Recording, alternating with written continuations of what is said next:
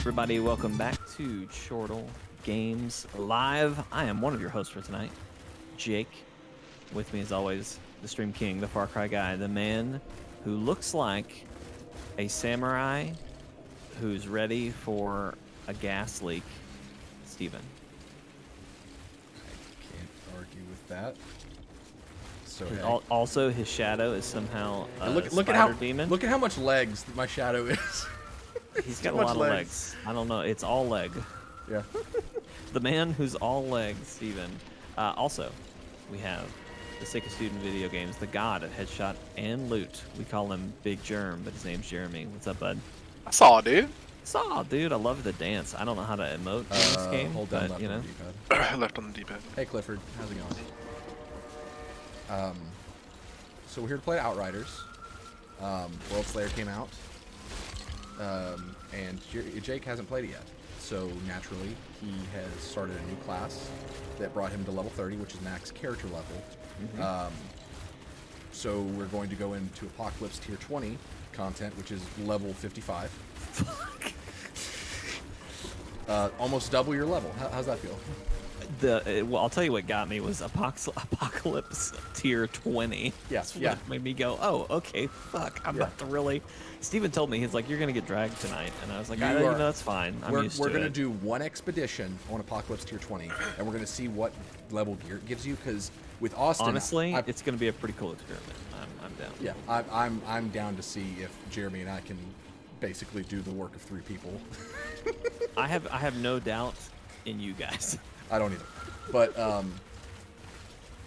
I do have level 30 gear, right? Though, but which is cool. So when Outriders first came out, the gear cap was 50. I think it's 60 now with Worldslayer. Okay. So you see the level that, well, actually you probably just see. Okay, on the top right of your screen, the number in yellow. Hey, Austin. That is gear level. So your gear level is 30 because you are character level 30 and have 30 level 30 gear. My gear level is 54, I think, and then Jeremy's 51. So the goal before we start doing story content or whatever is to get you a bit of gear so that you can climb as close to 50 as we can get you, so you can actually start playing the game. But for now, buckle up. Consider me strapped in. Good news. The Stargrave is available already, and that is one of the shorter expeditions. So we're going to start with that tonight. Austin, Clifford, whoever else is here, let me know how the audio mixing is, because Steven's trying something new. Well, I'm technically trying something old, but I'm trying it again. I can't hear how the volume is, so you guys are going to have to let me know if there's too much game, not enough game. Also, I do want to give a special shout out to Austin, who is our first follower on TikTok. So thank you, Austin. I don't know what you get for that, but you get a prize. So there you go. Go ahead. Round of applause, maybe. I don't know. Either way, I'm proud of you. I'm happy for you. And we have a TikTok. Go ahead. Chortle Games on TikTok. So go for it. Game is a tad louder. Got it. Game is a tad louder. So, Austin had an idea for an exotic in Division 2. And Austin, why don't you go ahead and type it again? Because I don't remember exactly everything you said.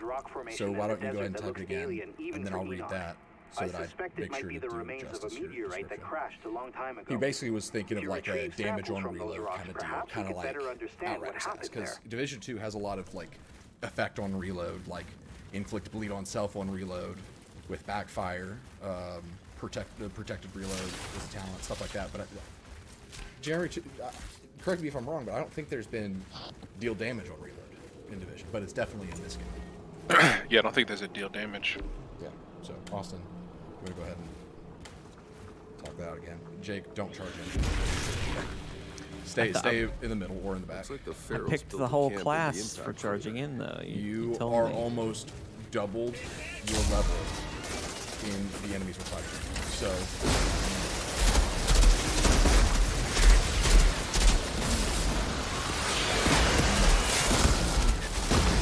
I didn't realize bleed was Yeah, every class has their own status effect that kind of is to the class. Right. And so you have bleed. Well, based on most having like ash or, you know, whatever, I was kind of expecting mud or something. Well, you'd expect the Devastator since they are kind of. I'm so glad that we watered the lawn for it to rain right now. Yes. Aren't you glad we didn't get invited to that party so that we aren't in the rain right now?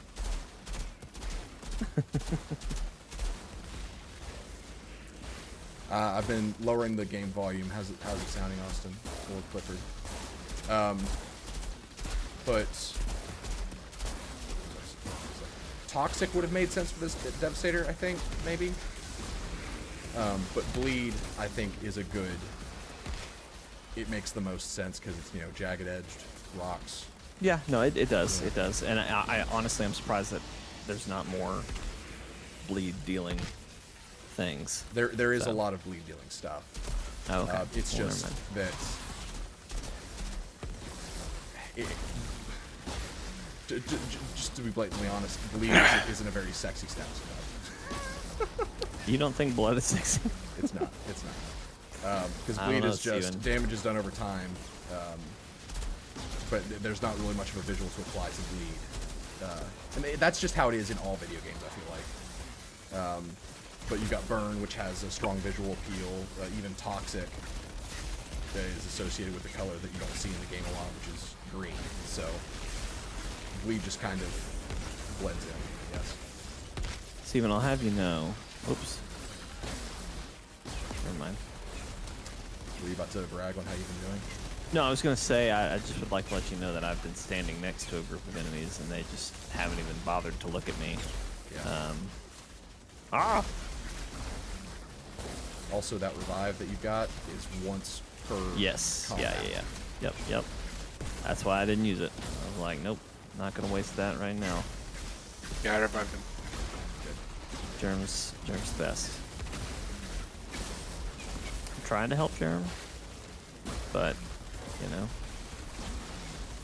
what they say. I'm outgunned, but I'm not outmatched. You know what I mean? You are. For now, you are. What up, Vortex? Guys, this is my pride and joy right now. The gun I'm using is an SMG called the Torturer, and it attacks from literally every single angle. It shoves spikes up from the ground that hits the enemy from below. It drops an orbital death laser on top of their heads, and it creates a cyclone of slashing blades from all of their sides. So I'm offending them on all realms.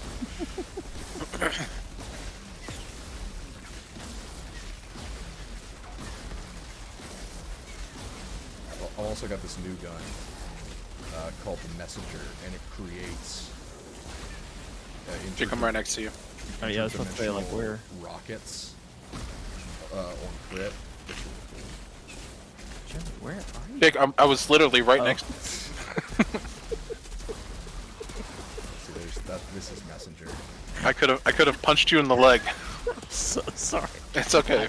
It told me, it said your partner's down, you can press whatever to revive them, and I was like, where? And I looked, and I couldn't see. All right. Anyway, I digress. That's all good, man. Jeremy, do you have chat open, or do I need to read what Austin sent? Okay. D50 pistol. Each bullet stacks damage until reload. Max stacks of 10 to 15. Damage obviously depends on what dropped. Now, You Steven, reload when aiming, it will fire the magazine like it's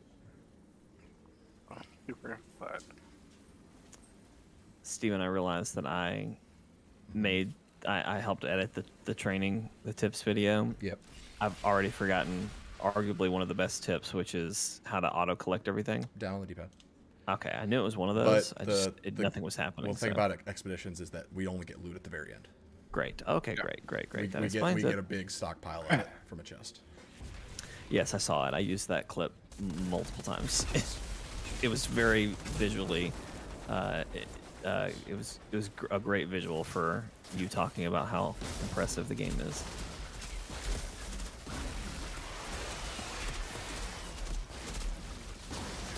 How's audio holding up, guys? I will stop asking once you guys say that it's good. It sounds great to me, Steven. Okay. I'm not listening to what's going to the channel, though. Right.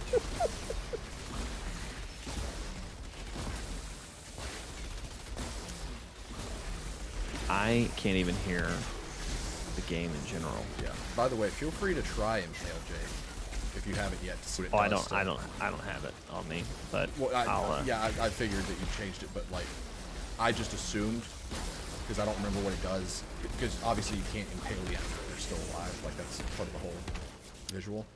But See, I feel like that's a mistake. I feel like you should be able to impale the enemy. I assume and kind then of just like be stuck there. I assume kind of like thermal bomb. It does something to them while they're alive to bring them closer to death, like maybe it does damage over time or a spike of damage after so much time that's been on them. I don't know. But, yeah. All right, I'm going to focus crawlers here and you can do that. Yeah. Also, fun fact for people about the tips video. In the section where Steven describes what each character can do, he of course mentions his character can toss out turrets, and so I went looking for footage in his gameplay of him tossing turrets, and in every single instance that I could find where he tosses turrets, I discovered hilariously that Steven never looks at his turrets. That's because he looks at he a never spot, does. He looks at a spot, throws them, and before he's even thrown the grenade thing, he's already looking for the next spot, which is very efficient as a player. But as somebody who was trying to create content, I was just like, well, Steven. Especially with my new set, Techmonger, I am incentivized to throw out a new turret within every 10-second window because I increase the damage of my turret skills by 10%, stacking up to 5 times, but it lasts 10 seconds. So I refresh that by throwing a turret within the 10-second window. So a lot, like my turrets, I just kind of have faith that they're doing what they need to be doing, and I try to put them where all the best sight lines are. There's not really much point in keeping track of them because staying true to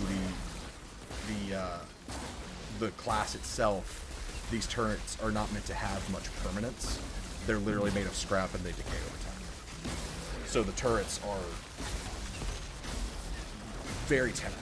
Like, I get the skill back before the turrets are even anywhere close to death, so I'm incentivized to constantly change their positioning. Oh yeah. No, that's good. That's cool.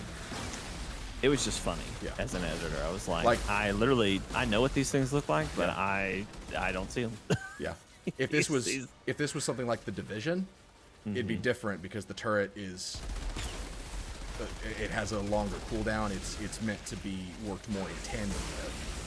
But and I say worked in tandem with. In this game, because of Worldslayer, they've added a lot to the synergy of running turrets because now I can turn them into support beacons, basically.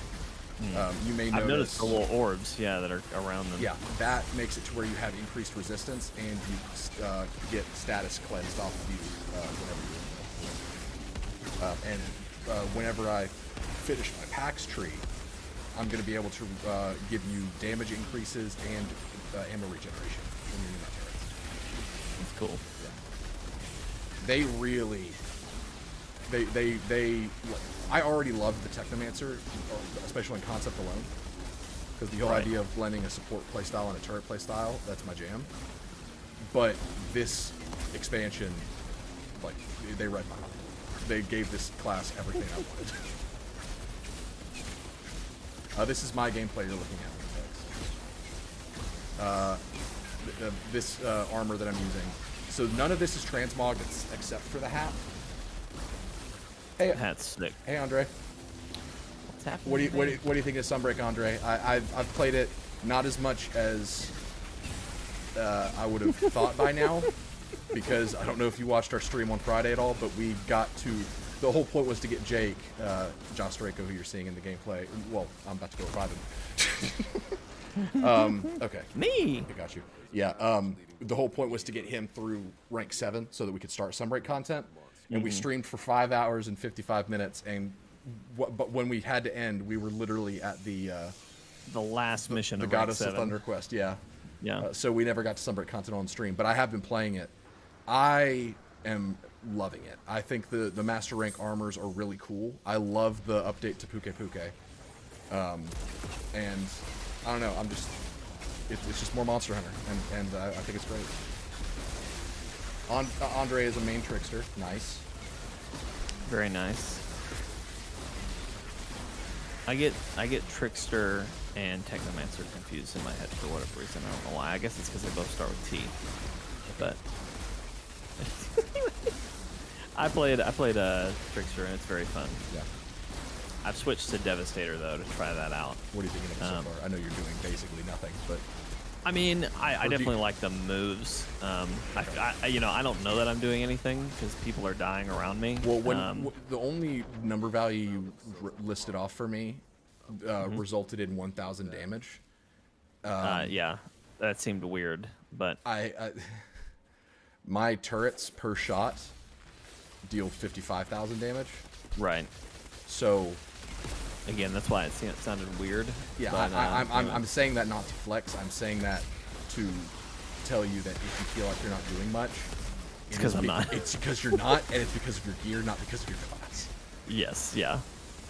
No, that's cool. I figured that. Jeremy, Austin was wondering what you thought of that idea for a division exotic. In theory, it sounds amazing. Yeah. In practice, I have no idea how good it's going to be. Because the thing that's the majority of the time with division. That's why Steven and I have spent many an hour basically trying to force a square peg into a round hole to make things work. But that's the sad thing about the division is that they don't really have a lot of unique exotics that do cool things. They want you to play the game a certain way. Yes. And like in Division 1 it made a little more sense for exotics to be that way because in Division 1 exotics weren't like they were just kind of the next tier of gear that wasn't supposed to be run in tandem with other pieces. It was the harder hitting and you weren't version locked, of the same gun kind of thing. Yeah, you weren't locked to one exotic per corner of your build. Like you could have all exotic weapons or you could do all exotic armor. But in Division 2, they started with the whole idea of making exotic guns really, really weird. And I think that was the right call. Like, for example, Merciless, Ruthless, whichever one is the original version. It's a very custom gun that does a very weird thing, which made it feel a lot more quote-unquote exotic.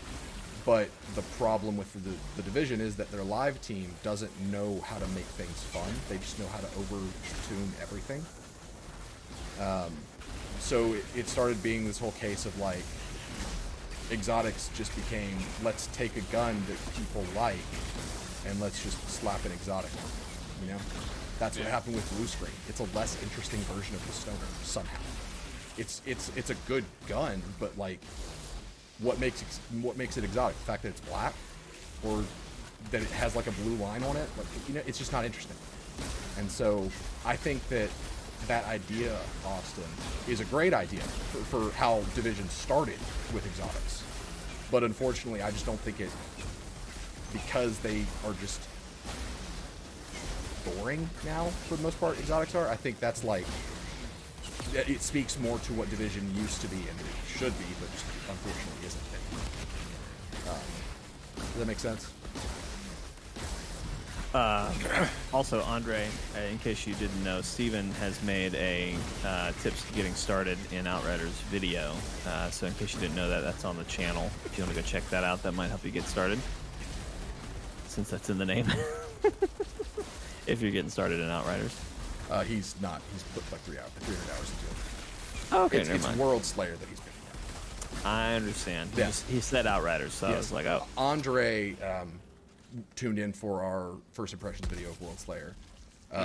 And he shared our channel to his Discord, subscribed with his personal channel and with his YouTube channel. Really nice guy. We talked a lot about Monster Hunter and Outriders. So a lot of mutual interest there. All right, Jake. So before you run up here and open the drop there's a pod, way. There's a way to do things. we Okay. must pay Respect to the drop. pay pod respect. guys. Yep. What do we do? Bow? Okay, you hit it once, then you open it. So go hit it. You got to do the sprint. How then do I melee. do? Okay. Sprint. So you'll sprint and then melee. Yeah, while you're running, you hit the melee button. Now Yep. I totally know what the melee button is. R3. R3. Yeah. There you go. Okay. There you go. Now back All up right. again. Now we open it. We Okay. open it, and then we do that again twice. So run at it while it's opening. Hit it. Back up. Uh-oh. Oh, gosh. We both whiffed it. Yep. I didn't. I still am not doing it right. That's okay. All right. I got one legendary out of that. Yeah, I got one. Anemoy. Okay. Well, that would be really good for Jake's character, but unfortunately, I'm not Jake.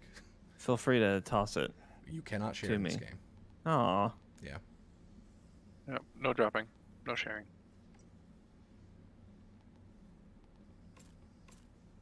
But the amount of drop pod resource you got from what we just did is going to allow you to go to Tiago, who is the drop pod shop. Like, you spend drop pod resource at him, but because you're level 30, you'll basically be able to get whatever you want, so you can start building up your workbench. So if you find a gun that you really like that has a really good mod, you can take the gun, use it for now, and then when you out-level it, you can scrap it, and you've got the mod in your workbench. By the way, what level is the gear that dropped for you? 32. Let's just sit with 32. So just equip everything that is a higher score, and we'll just keep going. Yep. And let me know when you guys are ready. We'll go back to base and start it again.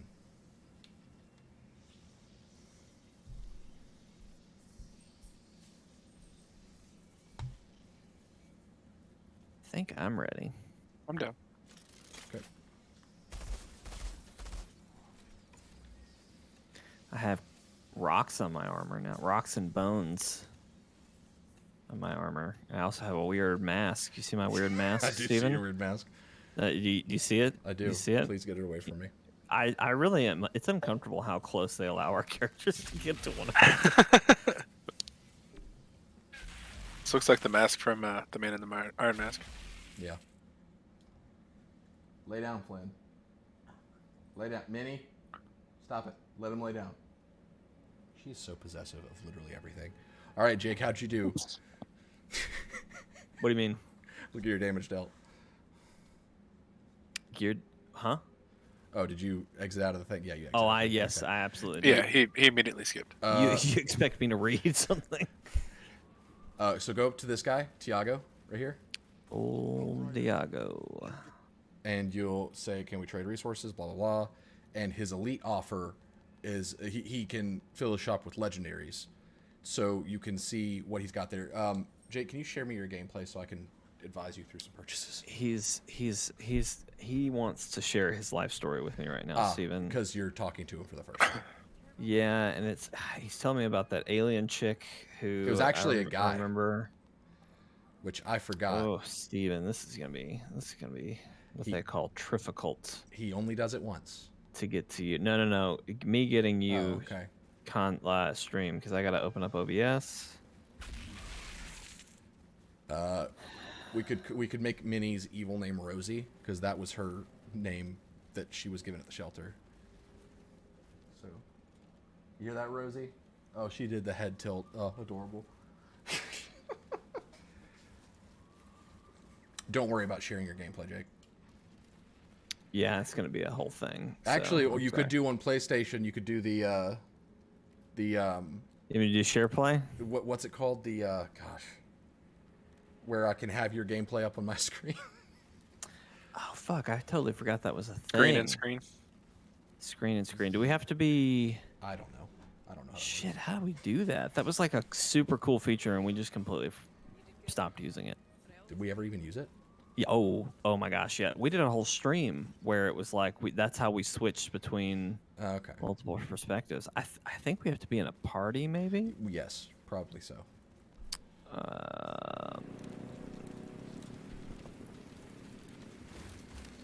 Enjoy some insider baseball, everybody.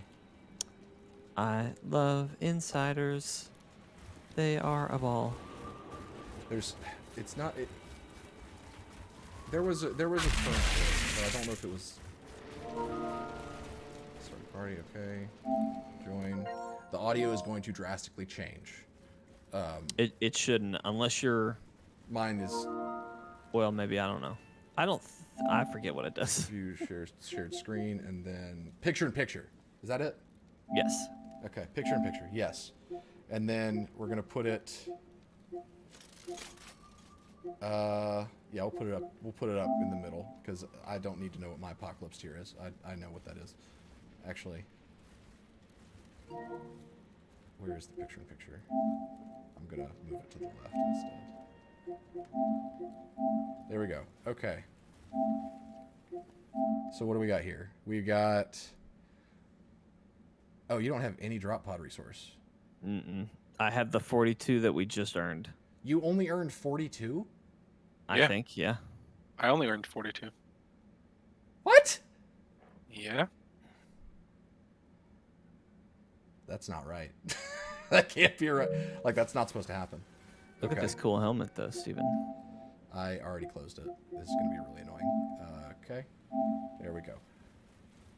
That's super weird. Okay. Let me select. Well, I figured as soon as I joined or made the new character, I realized that was ultimately going to be the thing that was the problem. Was any resources I've been slowly gathering by playing through the original story. Is a resource you didn't have at all before. Okay, well then never mind. Stuff. Screw it. Just know, dismantle everything that you aren't equipping. For now, sell blues, if rather than dismantling them. Sell blues, dismantle everything else. Yes, just to give yourself some scrap because I'm sure you don't have any. So this says right here, the reward for Marshland Caverns will be 58,000 drop pod. So, well, I don't know what to tell you. I got 40. Let's try it, and if this screws up too, we'll just switch over to doing campaign. No. Okay. You guys took advantage of share screen, and it worked super well. Are you talking about just now, Vortex, or are you hearkening back to the time that we did use it? I just remember being super excited about it. I remember being excited about it. I just don't remember us using it, but it's probably because you took my gameplay and I'd never set it up. We did, and we left it just like you. Or are you still watching mine? No, Yeah. You stopped. No, I've got. Oh, okay. Okay, yeah. See, because then it gives you kind of a picture-in-picture. Yeah. Of other people on the team. Can I take two at once? Because then I could put Jeremy on the top right. That is a great question. I have no idea. I don't think we ever tried that. Throw Jeremy an invite. Let's figure this thing out. I highly doubt that that'll work. But well, and like the problem is if you went full screen, it doesn't look great. If I remember correctly. Jeremy, I'm adding you. Okay. Everyone, make sure your mics are muted. As soon as I said, I think we have to make a party, I hit mute. Okay. So then you'll share screen, Jeremy, if it'll let you. And then I'll put you guys on top of, I guess, my guns, because I just don't really need to know how much ammo my guns have. I highly doubt this is going to work, but...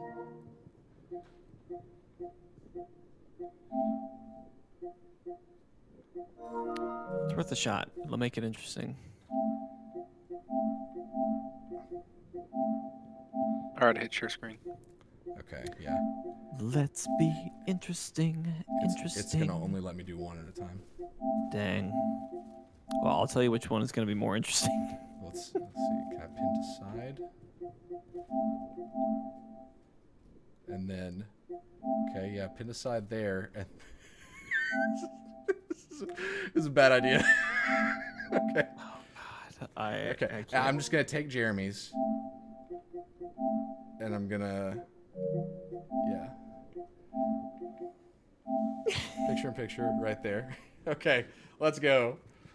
Oh God. I only got one, but Okay. I was prepared to pin aside one of them and then picture the other one. Was that possible? I'm watching your replay. It was not possible. Okay, great. But you're doing picture in picture? I'm doing picture in picture. Okay, great. I think that looks better. So yes. yeah. Yes. Yeah. So I learned something funny today. There apparently, I don't remember which year this was, but Pitbull was part of a contest. Like, there was a contest through Walmart where you could submit your city, and Pitbull would come play in that city. So naturally, trolls got a hold of this contest. Oh no. So they sent Pitbull to the least populated city in Alaska. I forget what the city was. I just learned this today, and I forgot what the place was. I looked it up. He went and played for these people. That's so funny. And the internet was like, Pitbull's been exiled to Alaska. But like, my respect for Pitbull actually went up. For going. Yeah, he went. And like, apparently he got the key to the city, and like the mayor of the town showed up with Pitbull sunglasses on. So it was like the whole thing. That is amazing. Yeah.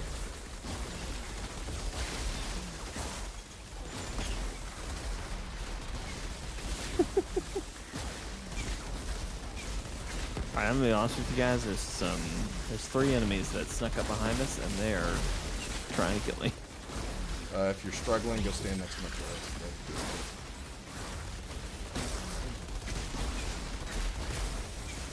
Exactly what I did. Vortex said I would have rather gotten an actual crit.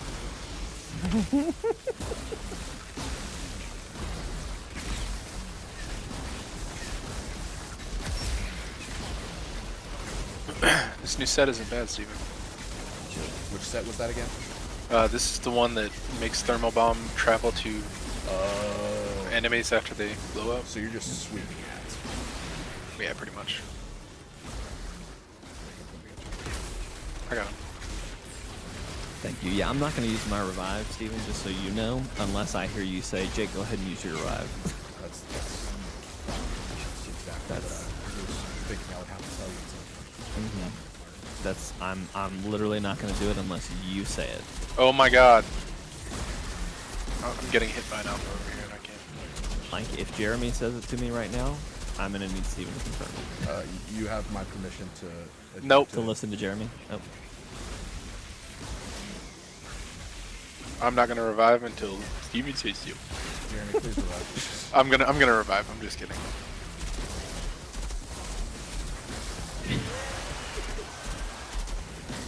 Oh my god, this alpha. Oh, that's the broodmother, that's why. That explains it. Yeah, I just saw as soon as you noticed.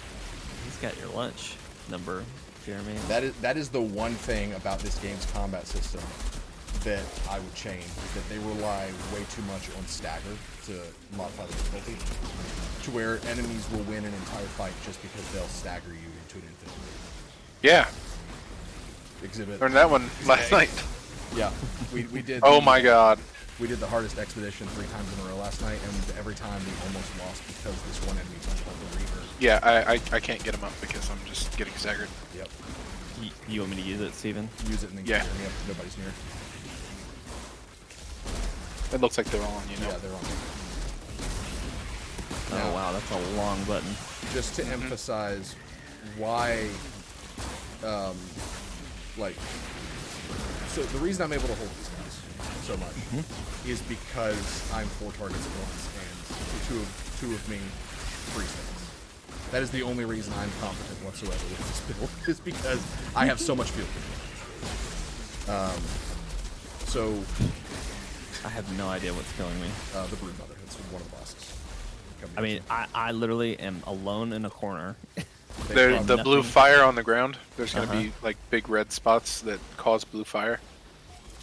Okay. And those spots Those will do kill you. damage. Yeah. I thought those were Steven's turrets, so. I was No, just like, Steven's turrets are over here. They have the big Yeah, bubbles. I don't do They're fire. also blue. If it's They're fire, also blue, though. if it's fire, They're white, but yeah. What the heck? You're literally standing in the blue circle, Jake. I know, but I was next to one of Steven's turrets. They That's what don't- killed me. It's not gonna mitigate damage. it'll mitigate some damage, but at your level, it's not going to mitigate it. Yeah, not enough. It's very difficult to tell because they both look blue. If there is something highlighted on the ground, you are about to get hit by something that you don't want to get hit Yeah. by. No ground targeting is good for you. So this is like a whitish blue. The other one's gonna be like a bright, like neon blue. Yeah, Yeah, and see, this yeah. isn't touching the ground; it's above the ground. So if you see Yeah. like an AOE on the ground, that is an enemy attack. I would argue that it is touching the ground, but I understand what you're saying. I would argue that it is touching the ground. I understand the lesson, but I still think it's touching the ground. But I understand. Okay.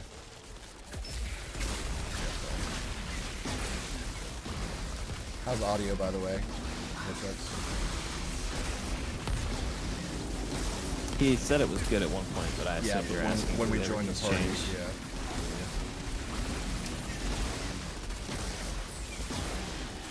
Is it mixing our two audios? Our two game? That is a great question. I don't know. I don't remember if that was an issue or not. I also keep getting stuck against walls that I don't know where they're coming from. The walls? Yeah. They don't move, but Well, I know, but I don't see them.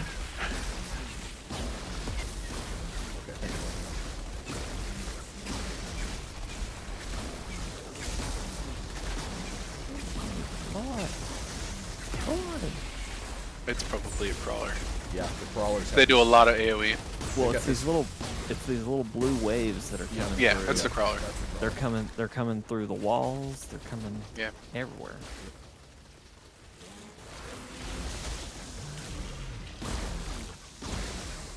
Oh my god. Yeah, Jeremy, He's I'm frozen. surprised that took as long. Or it looked like he was just holding your face I had, in his mouth. I used my ashen and he was stuck there, and it doesn't hold him long enough.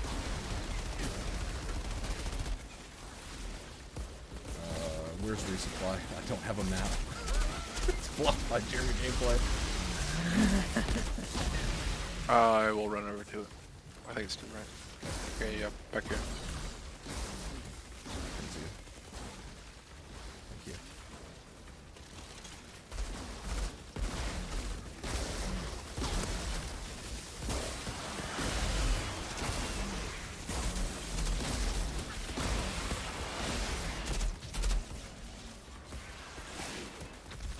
More alphas.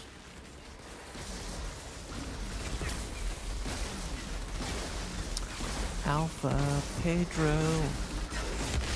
Pedro? I'm just glad you knew what I was referencing. Took me a second. As soon as I said it, I was like, "Oh no, they're not gonna know what I'm saying."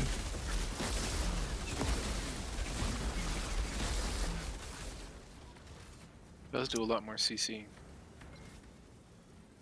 What does the alphas? No, me. Oh, This new build. gotcha. Yeah, I made it last night and then immediately went to bed. Oh, So this was me trying the build, and it's held up pretty well. I'm glad it's working out for you.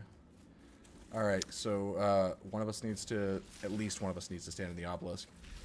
I'll stay in here. You'll stay in the obelisk? Yeah, if you want to run around, that's fine. Should I stay in the obelisk? I would not, Jake. Oh, okay, good. If you want to stay, you can, Steve. You're Well, a little more you're a big stationary boy. with your turret, so Yeah, I'm trying to figure out like what I would do if I didn't stay in the obelisk because I'm just so just stay in that. Me and you can stay in that. No, just Jake, stay just there. stay alive. Jake, just go run over. No, Yeah. we're not gonna single him out like that, Steve. We're gonna let him. Jake, I'm- there's a really Let him be a important boy. assignment for you. Over, Yeah, yeah. That's what I'm talking about. yeah. In that cave over there. In the Is that cave what you over mean? there, yeah. What's in the cave? You have an assignment of the utmost importance. It varies based on the person that goes in there to get it. But you'll know I can't go in there. It's is there a special? That's the first challenge. You have to figure out how to get into the cave. I gotta figure out how to get in there. It's the cave of no entry. Yes. That was a fun little bit we did. I really enjoyed it.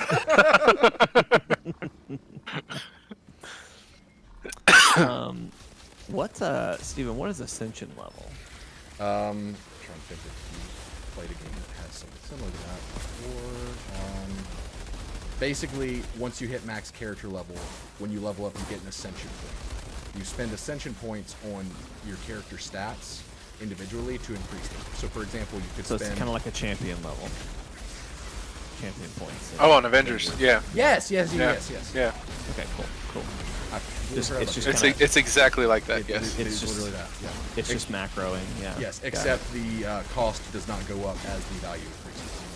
Okay, cool. That's so good. one Ascension point is worth one stat increase per everything. Yeah. That's cool. You can hit each of them, I think, 10 times is how many times you can create them. And what that allows is that as they become another expansion, they can make it where you have one Ascension. Right. That's nice. Oh, Jake. I'm sorry. You want me to use it? No, I can make it. I'm sorry. There was like a horde of these little guys that I couldn't. You're good. Yeah, they're pretty pro.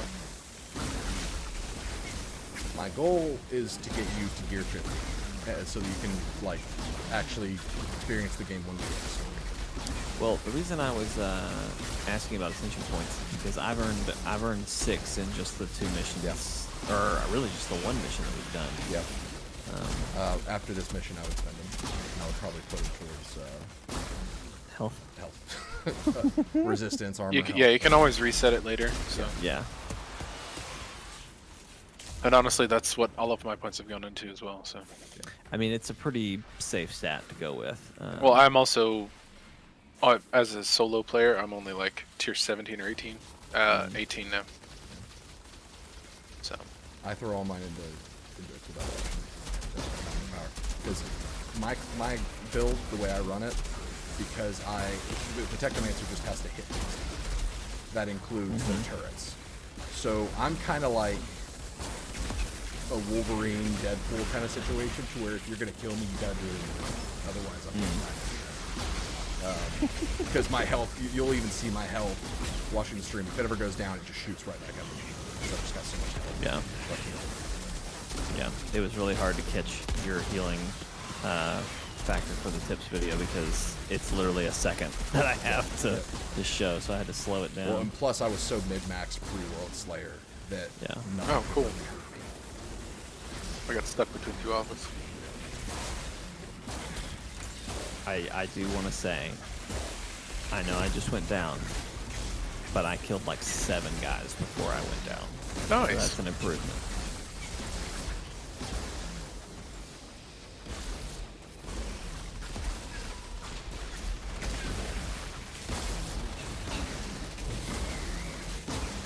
Another for your brother? Thank you, Jerem. Yeah, buddy. I just want to stand up on this hill, and I wish they wouldn't spawn up here. This is a great spot to be. Holy crap! What just happened to that broodmother? She just popped like Jeremy, a was that you? zip. What? Don't worry about that. What did you do? She had half her health left. What did you do? So, I don't know. I'll be honest, I have no idea. Steven. I'm scared. Steven, come here. Can we have a little sidebar here? Yeah. A little sidebar. Oh, just okay. hang on. Yeah. Little sidebar. Hey, so look, I'm a little concerned that Jeremy might have the same powers as that senator from The Boys, and I'm gonna be honest, it's really scary. Hey, what you guys talking about over here? Nothing. What's that over there? A tree. Look, is that a pine? I just didn't realize they had pines here. That's definitely coniferous. That's a pod. Monsters thinking it's their new mom. So, one of the birthday presents someone got Asher was a little kitty swing. And I'm sure you've all seen the blue Like with a the red. cat? I'm sorry, no, like a kitty, like Kitty. kitty, Oh, with like D's. Kiddie. Is that Nice. right? Yeah. Yeah, I'm sure you've seen the swing before. It's the blue with the red little plastic Oh yeah. leg safety The, thing, the whatever. classic. Classic. We've all swung in one.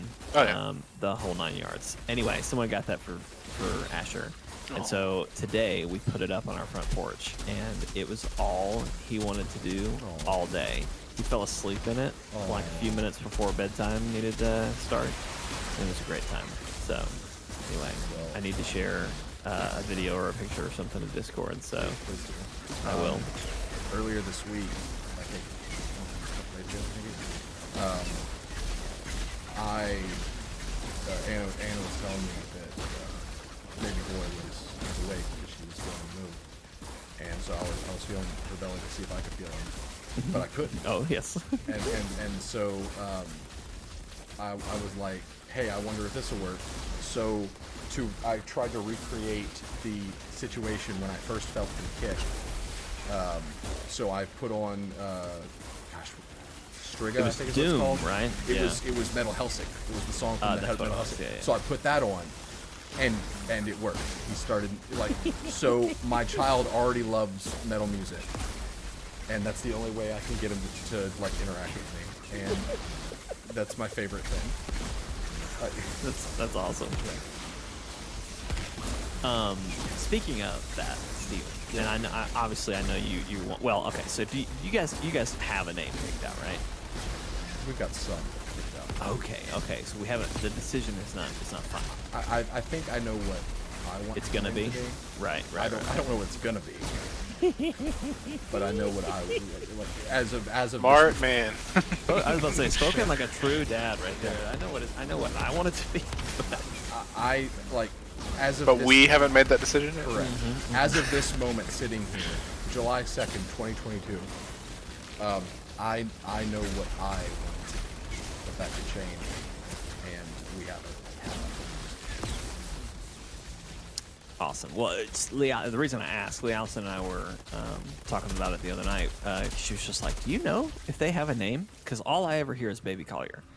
And I was like, "I think they have a name. They may just be keeping it on the DL. I don't know." I'm not naming So, my child Alan. Vortex, I'm sorry. what about Wake? That could be a cool middle name. I was just about to say that's a really fucking cool middle name. I might steal that. We've been trying to come up with some backup boy or girl names. I'm blanking on all the cool ones, but we recently discovered that Lealson has a family name that is Goldie, which we thought was kind of interesting. And Thank you for letting me know, Austin. I've corrected things. Whoa! The game is so much louder than you. Oh, thank you. Vortex, you let me down. Yep, Vortex sleeping on the job over here. Also, Vortex, did you fall asleep during the Monster Hunter stream? Did the sandwich finally do you in? Is that what happened to you? Because didn't he disappear? I vaguely remember the sandwich tore his ass apart or something like that, and then He was falling asleep, Jake. was that what was happening? I think that's what he said. I was thought gonna he. take a nap. That's a very large difference. I thought he was stuck on the shitter, and that's what was going on. I thought it was like a I need a nap kind of deal. Vortex, clarify. How much you poop yesterday? I'm gonna need a poop report on everybody in the chat right now. Can we get a poop in chat? We need yeah. Everybody just spam the shit emoji. Let us know how much you pooped yesterday based on poop emojis. I Yes. won't give a value. What like, one out? I'll do a value. Okay, 1 okay, out of okay. 10. Okay, 1 to 10 poop emojis on how much Yep. you pooped. That's not Is that- that's not times pooped. That is your personal gauge of Of quality and quantity. Quality and quantity. You're wrapping both. We are in- quantifying. yes, quantifying and qualifying your poops from yesterday. I'm gonna say. Subscribe. July 1st, 2022. I'm gonna say. Like and yesterday- subscribe. Chortle Yeah. Games. I'm gonna say yesterday mine was probably a two poop emojis out of 10. Oh man, I had a solid like 6 yesterday. Oh, that's nice. I was probably a 4, below average. Yeah, well, I'm thinking, I maybe pooped once, and I don't remember it being particularly gnarly or you know, enjoyable. Getting my ass combo. Yeah. So quantity or quality, I don't think was. So he was falling especially asleep, not getting his ass comboed, as you said. I don't know why. I thought you said that. Well, I mean, it's natural to be like, oh, he said he's getting defeated by this sandwich. One would Yes, jump that. to, he's on the toilet. But I- I that's- remember him that's- saying, I might have to take a nap. Or something. I thought it was just because he was so exhausted.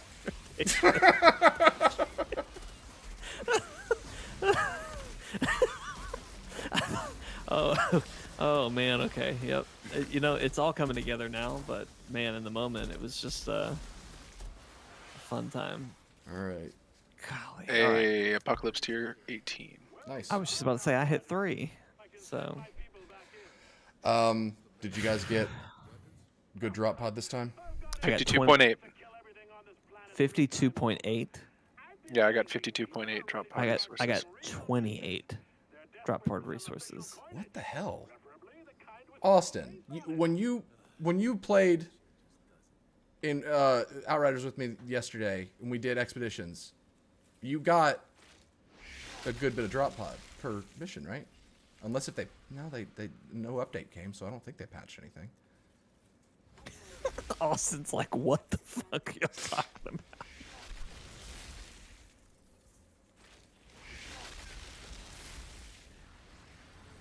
Yep. So once it starts spitting out loot, we stop at hitting Yes, it. That's Yeah. correct. Crown of the Borealis Monarch. I remember those days. Trigger Twitch's mask. I have lots of blues to sell. I'll just say that. Just remember, equip highest So gear score so. Okay. Just now, from that gear that dropped, I got 32 drop pod resources. Okay. So you're still getting crap for It's drop still pod. not great. I'm just saying there's at least 2 points that I get it. So Right. You should have gotten in the tens of thousands. Okay. So do you Austin, think it's my level? it is your level because Austin was saying he got like 75. So he was they scale the drop pod resource gain based on gear score. Interesting. But you should be you should have a good bit of titanium. So if you need to get some drop pod resource, you can sell titanium that you've gotten from dismantling stuff to Tiago. If you sell stuff to Tiago, or if you sell titanium to Tiago, he'll give you drop pod resource. All right, what did you want to Hey, know? Jake, you killed one enemy. Look at you go. I killed 47 and Steven killed 147. Yeah, my damage is hilariously bad compared to y'all's. It was like 1/10 of that in the previous expedition. Oh, I'm sure. so sure, you're yeah. improving at least. You're improving. Man. Yeah. Okay. Let me put on some pants. Please. Don't tell me what to do, Mom.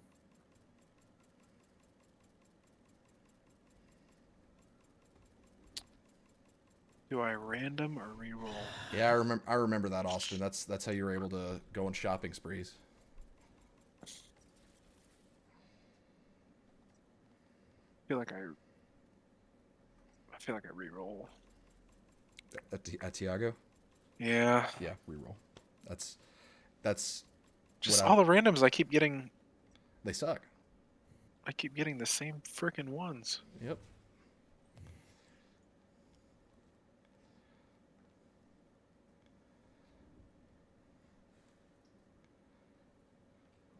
Okay. Till death do us part. That's the Boulderlings. Look at this pistol, everybody. While I go get some water, look at this pistol. I will be right back.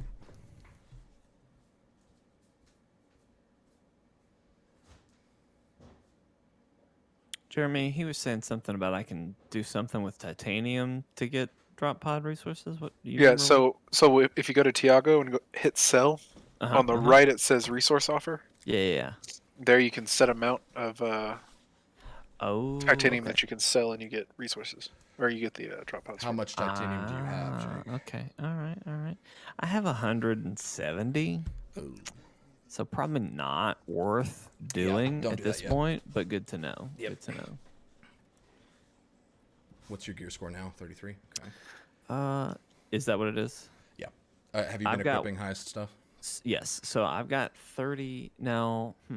So the piece I've got a I've got a legendary that has 30. That's level 34. Equip it. Yeah, it's equipped. Okay, I'm just saying. So your gear score is your average. Yeah. Where do you see that? Because you your called score? it out right out. off the bat there. On your inventory, you should see AVG underneath your pistol. That's your gear score. Your max gear level is to the right. Your gear level is to the left. What's your max say? 34. Okay. Go to your press options and then go to apocalypse tiers or world tiers, it may say. Oops. Apocalypse here. Yeah. Okay. Go to that. Yeah, I'm on 20 with you guys, I think. Just happened. Are you still sharing screen? Me? Yes. Okay. I just got As far as I know. Okay. Select claim all tier rewards. Mm-hmm. Oh my god. Okay, I believe I did. Press square. Yeah, I think it did it. Okay. Go back. Yep. You got a bunch of stuff. Yeah. Ooh. Oh, you got 3 things. I got a cool revolver. Shots inflict toxic death chains. Nice. The other 2 guns I got are not as good as what I have. But Steven told me to dismantle everything that's purple. Yep. That I'm not using. And so I'm going to do that. And it should give me their mods. Correct. I feel like anomaly extract should be way easier to get. It should. My mom's calling. Hello. I love it when Steven's mom calls. Steven, please tell her I said hello. I like this pistol, Jeremy. Which one you got? Let's see what it's called. It's called Polar Culvern. It just looks really cool. It's like it's got this blue energy coming out of it. It's got like spikes everywhere. I'm gonna look at your screen. I was about to say I realize that is a very fucking vague thing, but it just looks cool. I'll show you here so you get it better. So the fun thing about that, guys. Oh, yeah. Guys, I was putting. I got one of those. They're really cool. Let's calm down. You can make any of your pistols look like that now. Yeah, you unlock that's the. nice.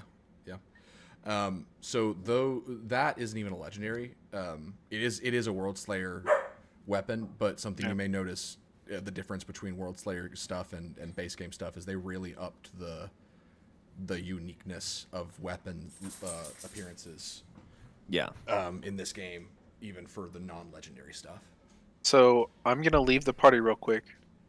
Oh no, I can claim my. Never mind. Yeah. I thought I'd have to leave the party to let me know claim what my you get. reward. Well, it'll probably just tell me anyway. But oh my god, What'd I get? Helmet of Maxwell's Demon. Hell yeah, I did. All right, I've got Boomtown selected. Boomtown. So Is that the hard one? No, Eye of the Storm is the hard one. I'm not taking you into Eye of the Storm. Cool. Oh please. I feel like I heard y'all say Boomtown last night before I left. So or the other night. Boomtown's an easy one. Okay, great. Yeah.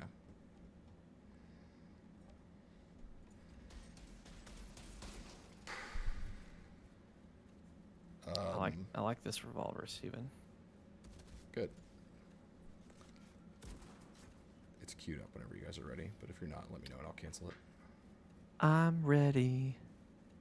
Ready, Freddy. Gonna take down Boomtown. Boomtown. Whenever I hear Boomtown, I think of Letterkenny. I was just gonna say. He was my favorite character. Boomtown. Yeah, Boomtown. What was it? I love hockey like I love my wife. Boomtown. I don't remember anything he said, but the bit where the hockey players would just toss to each other was the funniest part to me. And whenever they got to Boomtown, Bisky. he had my full attention. Boomtown stole the show every time he spoke. Oh yeah. If you guys haven't watched Shorzy yet, I would suggest doing it. I keep forgetting that it's a thing. It's so good. It's very like hockey oriented. Yeah. Obviously. Is Boomtown in it? No. Oh. He's not on the team, but the other characters make up for it. Okay. And I found out he hired like actual hockey players. That's good. Like one of them was a professional hockey player. Well, two of them were. Like actually played in the league. Sir, you're too close. I'm gonna need your backup. Boy, that cremator just does not like you, Jake. I'm telling you, look, these guys are. I got nowhere to go. That's also one of the heavies. Yeah. If they have a skull over their name, then they're going to take a lot to kill. Yeah. So just don't try to take them yourself. Oh, believe me, I'm not trying to take on anybody myself. Your time will come. By the time you've hit gear score 50, you're going to be able to take more punishment than any of us.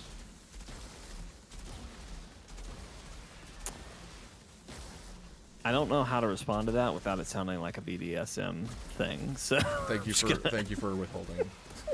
And I appreciate that. I'm proud of you. Yeah. You're evolving. I mean, even something as simple as just like I like the pain. Like that's just not gonna work. So no, I stopped. I have to deduct points for the fact that you basically said the things you were going to say. Yeah, I know, but at least I call it out. You know what I mean? It's like hey, say The warning is appreciated. the warning is appreciated, but not full points will be awarded, whatever. awarded. Reward. Everyone in this room is now dumber for having listened to that. I reward you 0 points and make God. I reward you 0 points, and may God have mercy on your soul. What's that from? I've heard that quote so many times. Billy Madison. That's right. Did this guy just heal? Yes. Yeah. Some enemies are altered and have abilities. The random fire tornadoes that have been appearing are not the weather. It's Or not the weather. It's weather balloon greenhouse gases. solar winds, actually. Oh, okay. How they explain every UFO. Yep.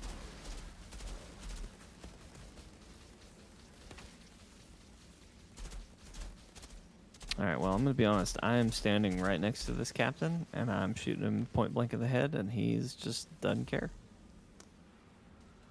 Yep. Give it time.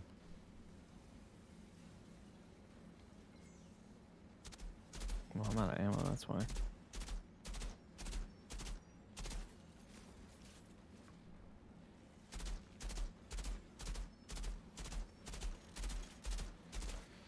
You know what? After this, Yeah, he just keeps healing himself. Steven, we need you back here. don't worry, I'm coming. Like, he's just outpacing my damage too, so. Yep. Got him down to like a sliver, and he immediately was just like, oh yeah, full heal, even with your interrupt, that's fine. Boom. Yep. Thanks, Dad. Mm-hmm. Thanks, Dan. So it may actually be more beneficial for us to run Jake through story, since loot drops keep Are a happening. little more often. Yeah, because I assume that as he gets better gear, like higher level gear, his max goes up. So That is true. This is beneficial to you and me because we get legendaries at the end of it, but it's not really helping him level up faster. We can still do story in my game. So have the apocalypse tier maxed out. Yeah, that's. We'll probably. I'm in agreement with that point. I was just saying. Yeah. As far as expeditions go. Yeah, we get legendaries a lot Yeah. less for sure. But I will say this, in my experience, I think Apocalypse gear drops more frequently in story, so at least we'll get more Okay. extract. I need all of it. Yep. There are 2 pieces in Tiago that I want. What does he have? I really hate that you said in Tiago. In Tiago's shop. I knew what you meant, but They're inside Tiago. I yes. have to wear him like a puppet. And he has to excrete them for me to get them. He has 2 of the pieces to make my melee a projectile. Are they both apocalyptic? One is. Okay. So chat just. But I died, still need by the way. 1,068 apocalyptic. Are they like total or in addition to what you have? Total. Okay. Right now I have like 500 something. Okay, gotcha.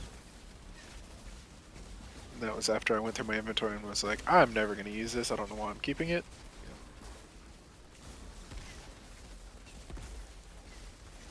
So after this expedition, I'll reset story progress so that we can give him progress through Worldslayer, and that should advance things a lot faster.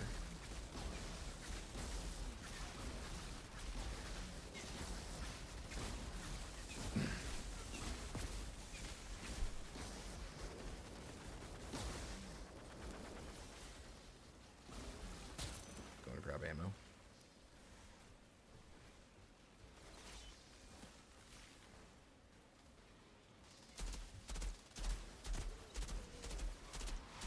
Yeah, chat just completely died. What happened?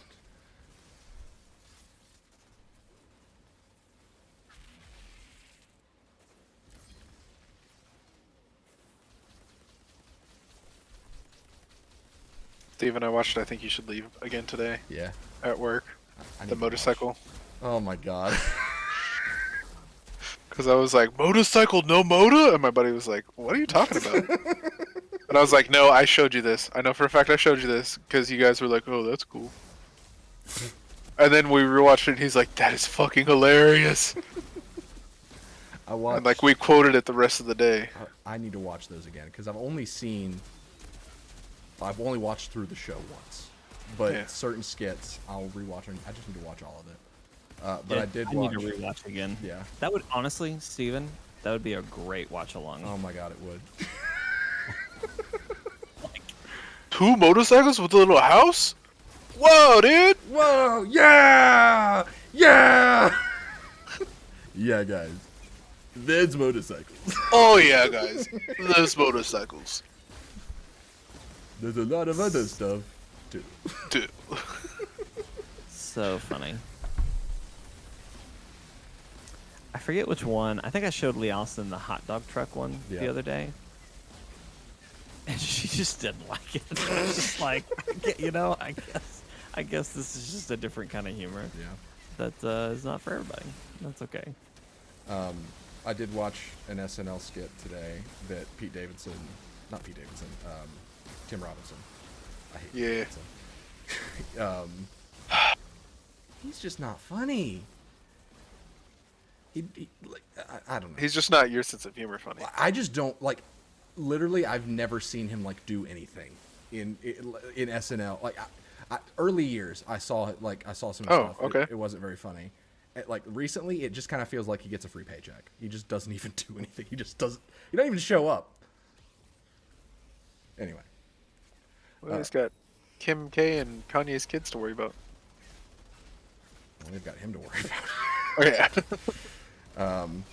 But I watched a skit that had Tim Robinson in it, and it's one that I've watched several times. And I almost posted to the Discord, but I hesitated because I haven't. I'm not sure if I've done that already because it seems like something I absolutely would do. Because every time I see it, I think this is the funniest thing I've ever seen. But it's the one. It was a cut for time, or it was a dress rehearsal, so they flubbed the whole thing up. But it was Bill Hader and Fred Armisen as the bellhops or whatever at the fancy hotel. Yeah. And they've got the thick accents, and like their whole thing is that they're telling kids Christmas stories, but with these thick accents. And like Fred, when he's talking to this one kid, he's trying to tell him the story of Rudolph, but he cracks himself up so much where he can't even like get any of the words out. He's just laughing, and then he ends it with So what do you think of that story? Like, and he just didn't get any words out at all. But and then Bobby Moynihan shows up, but Bobby was supposed to be a character because he shows up with like these two like younger girls that he's supposed to be like taking to the hospital or something. But as soon as they see him, Bill goes, "Hey, Bobby Moynihan! Hey, Bobby!" And so they completely throw him off to where he's like, "Okay, I guess I'm not my character anymore. I'm Bobby Moynihan. I'm myself." But oh man, it's so funny. And then Tim Robinson shows up at the end. He's a trash man, and he just points at everything. He's like, "Trash? Is this trash?" So dumb. It was such a busy skit, but oh my gosh. Anytime Bill Hader and Fred Armisen crack up in a skit, it's the best thing ever because it's almost like they're trying to make the other one look as bad as they do. So it's just a competition of, we've already lost this thing, so... If you're going down, I'm going down with exactly. I'll send it to the Discord so you guys can see it, but it's great. We caught up on Barry, by the way, the show that Bill Hader did, that's about a hitman who wants to be an actor and doesn't want to kill people anymore. You guys need to watch that show. Like, Is that the one? I think you've told me about this one before. I have. Yeah. It is excellent. Like, this season, I don't know how I feel about it as overall, but like, the last episode of this season, the show stopped being a comedy. Like, and it's done this before. It's a very serious, very heavy show, but the episodes are all laced with the dark humor to it. But this most recent episode was like, when's the part that I laugh? You know, like, because it was so intense. There were scenes where they just played everything out in like a long take and like no music, minimal dialogue, and it was just super heavy. And come to find out, Bill directed that episode. Because at the end of the episode, I was thinking to myself, I was like, I need to see who directed this episode because this Outrider detected. Because this episode was like a cut above in terms of like drama. Yeah. Oh, guys, I'm sorry. People are popping fireworks. Oh yeah, you're gonna have a shit weekend. Yeah. Poor babies. But yeah. It's a hilarious show when it's trying to be funny. But what's so great about it is that it walks that line of like, some episodes you could hand to somebody and they would be like, oh, this is like a serious drama without a funny bone in its body. But Bill Hader like wrote, he writes the series, but he directed some of the episodes, and it's just, I really enjoy seeing people who I think are just super talented in one field, aka Bill Hader being like the funniest person on the planet. Seeing him excel at directing drama is really cool. That makes me think of the show BoJack Horseman. Yeah. Because it's very much the same way where like it's a comedy show, but there are several episodes where it's like, okay, when do I laugh? Yep. when is it funny? Because it just gets serious, or not even serious. It's very depressing. There's a lot of very depressing realities in it, but anyway, I digress. Yeah, and this one, it's depressing at parts. It's sad at parts. Like, you don't know if you even want anybody to succeed at parts. But like at the same time, and I've probably said this before, but I'm going to say it again. Season 2, episode 6 is the hardest I've seen Anna laugh watching a TV show. And that came from this show, which should tell you something when I can say the last episode of this season that just finished, I didn't laugh once because I was too uncomfortable. and there just weren't any jokes. But that same show had Anna rolling for 30 plus minutes.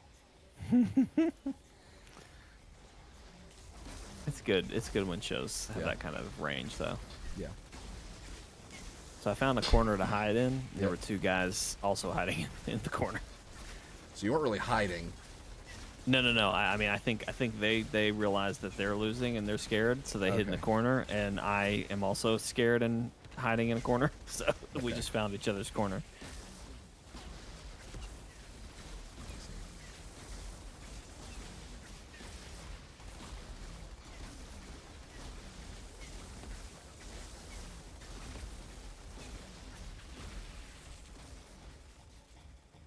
Do we know when Invincible's coming back? Not soon enough. I need more of that show. I need more, especially with the boys about to end. Yep. How many more That's- episodes? Is it 1 or 2? I think we have 2. Okay. I'm not 100% sure on that though. Yeah. It may just be 1. All right, back up to the entrance of the room and start clearing those guys. I'll hold Dr. Detonator. I'll tell you, the thing that still kind of blows my mind right now about the boys is that they've already approved season 4, Oh, yeah. and I, especially not the most recent episode. I think it was episode 6. That episode in particular, I was just like, where do they go from here? Like we're so close Yep. to the goal being achieved.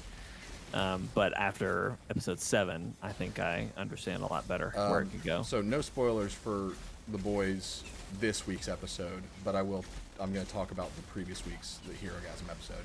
Mm-hmm. But I love Carl Urban. He's Yes. always been one of my favorite actors, but my God, seeing his Billy Butcher moments in this season, like when he finally got to... Jeremy, Fight have you watched Homelander. any of this? Oh, sorry. No. Okay.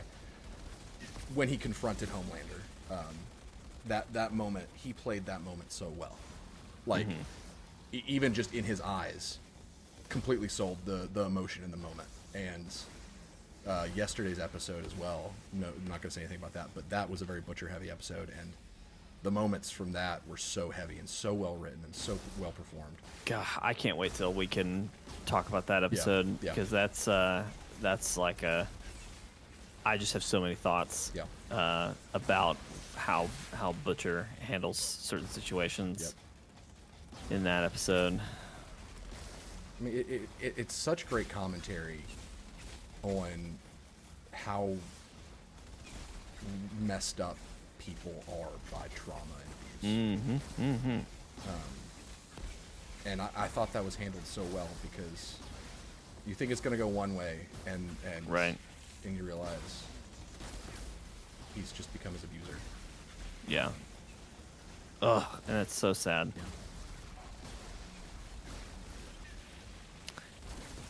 And this won't speak to specifics of what I want to talk about, but it was so sad about it is that he realizes that that's what he's become. Oh, absolutely, yeah.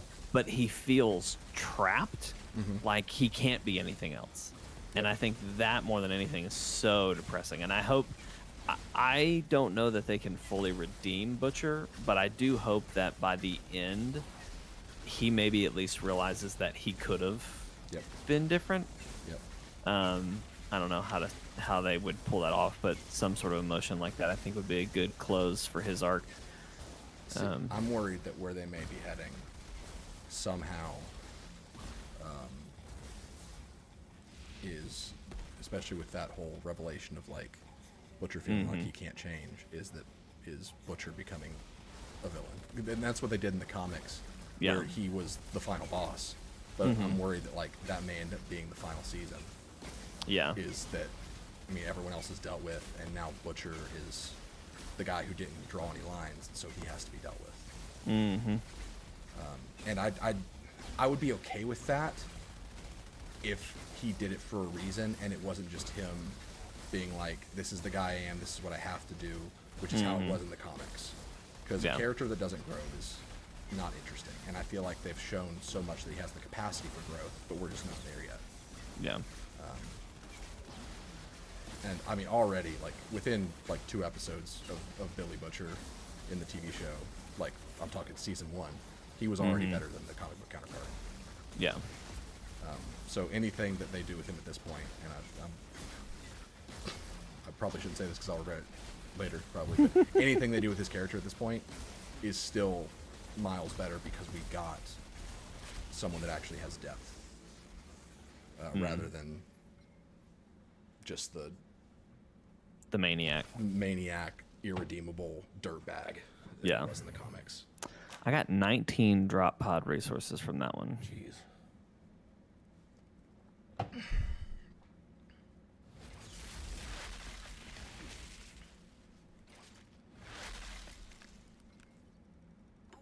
forgot we hadn't hit the button yet. Go.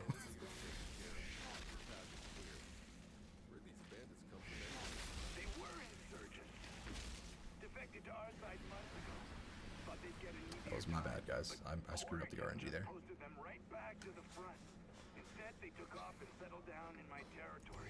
Yeah. Also, he has a beard, so that's pretty metal. Yeah. It's true. It is true. It is true. Oh, man. I was saying to Anna earlier, wow, I got 4 apocalypse pieces, and they are all rifles. Yeah, I got 3. Jeez. But I was saying to Anna that Marvel absolutely wasted Carl Urban. Oh, I think about that all the time. And like he's always been phenomenal in literally everything he's in. He's so good. But like they wasted him so much.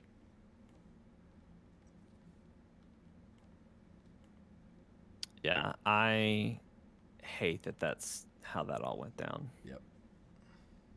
But it is what it is. We're here now.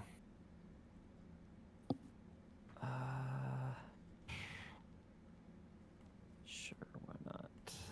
Okay. All right. Were one of you shooting me a second ago?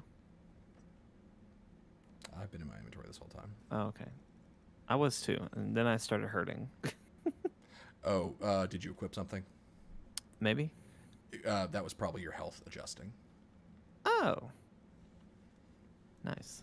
Because like if you equip something that has less max health, it lowers your health, but in your inventory it kind of looks like you're getting hurt. Yeah, it makes sense.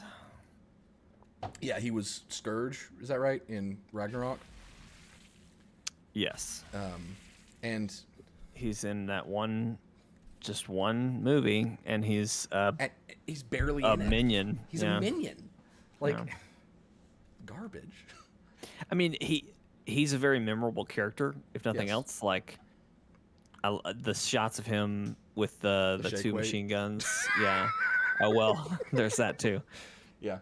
He did it well. It's just unfortunate that It it was a one-off character. It was a rare showing of his comedic talent. I'm getting better, boys. I doubled my damage dealt. Yep. What I didn't kill anybody, but 34. Okay. So I'm going to let's return to lobby. Jeremy, do you need to do any management? can I sell something really quick? Oh, go ahead. Yeah, go ahead and do what you gotta do, Jake. And then I'll take us out. I just want to sell all my blue shit. Like my buddy Steven said, it got me lots of rusty nuts. And that's apparently money in this world. Okay, I'm ready. Scrap. Is that what they call it? They definitely don't call it rusty nuts. I think that would have been a better name. All right, return with squad. Everybody ready up when you're ready. Speaking of, Actually, wait. oh, well, I'm an idiot. We're already at the spot. I was gonna say something, but I was like, maybe he's doing something else. No, I'm just stupid. Okay. Worldslayer, Glacier's Edge. he finally said it, Jeremy. We've been thinking it all along. You heard it here first, Akib. You heard it. You heard it here first, Keeb. Scrap. It's just rusty nuts. Keeb, what a great. I don't know if you've been here for a minute or not, but what a great. If this is where you just came in, what a great time. The only other time that would have been better was when we were discussing how many times we've shit yesterday. So, Which that would have been I would like to great. point out, no one said in No the one chat. answered. No one answered No with one their number answered. of poop emojis. I haven't forgotten. I never will forget. I never will forget. Steven, let's do some inside baseball here. I've sent our editor another clip, right? I'm gonna work on one from Chortle Cast because I feel like we need to have that representation. Okay. I was thinking a great episode was the Disney versus.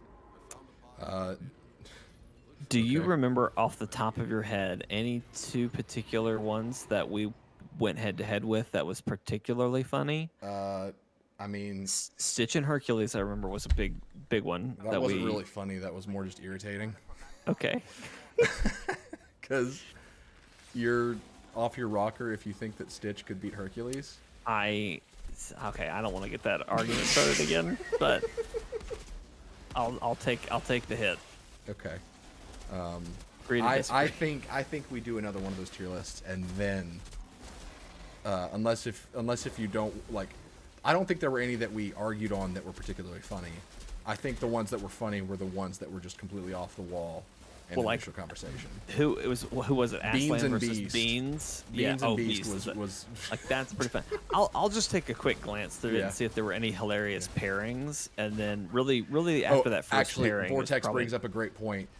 Buzz Lightyear versus face character Buzz Lightyear. That was the moment, because that's when you got so mad at me.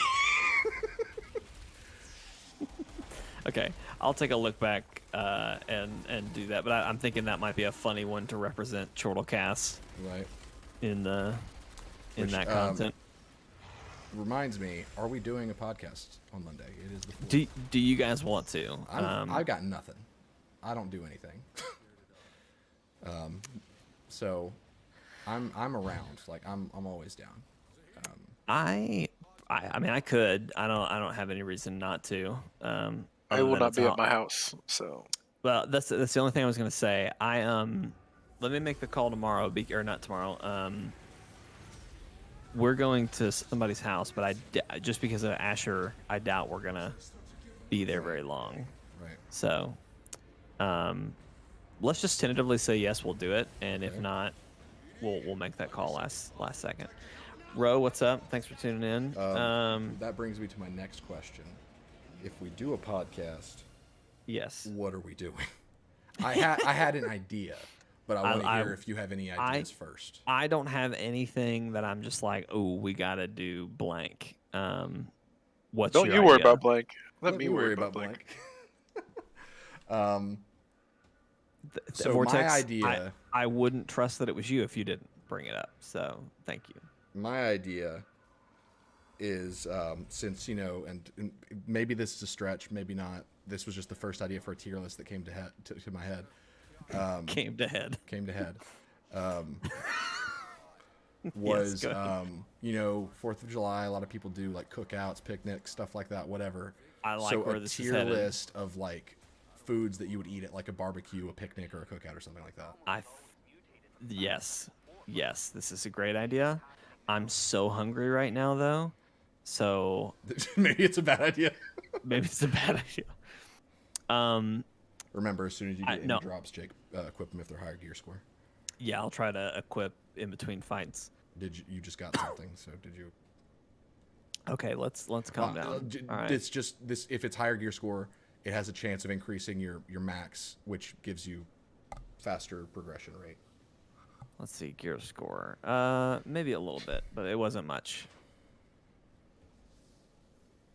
A cramp tier list. Vortex has been nursing a cramp, I think, this entire stream. At first, I thought he just had one, but now I'm a little concerned that he's had one for at least an hour. So, Vortex, I need confirmation because otherwise, you need to eat a banana or something. Get some potassium in your system because that's not healthy. Got potassium coming out your ass. Potassium. Wow. Okay. It's a Scrubs quote. You would know that if you watched it. I've been recommending that show to you for the past 4 years. You know, Steven, I still haven't watched season 2 of The Witcher, so. Scrubs is so good. So good. It's easy watching. Leah also would love it. I don't know what TV. I'm sure she would. might not like it. I don't know. She basically watches TikTok or rewatches Criminal Minds. It's kind of her go-to. And then the one thing that we watch together is Bridgerton. So whenever there's a new season of Bridgerton, we sit down and watch TV together. Otherwise, we just watch TikTok. Well, Scrubs is a great show, and the episodes. It's better than TikTok. It is better than TikTok. It is my favorite show of all time, and the episodes are less than 30 minutes. So I say less than nice. because Right. 30 minutes It's for TV made for TV. Yeah. I like this idea about the food tier list, Steven. Because I think the real question is how long can we keep that going?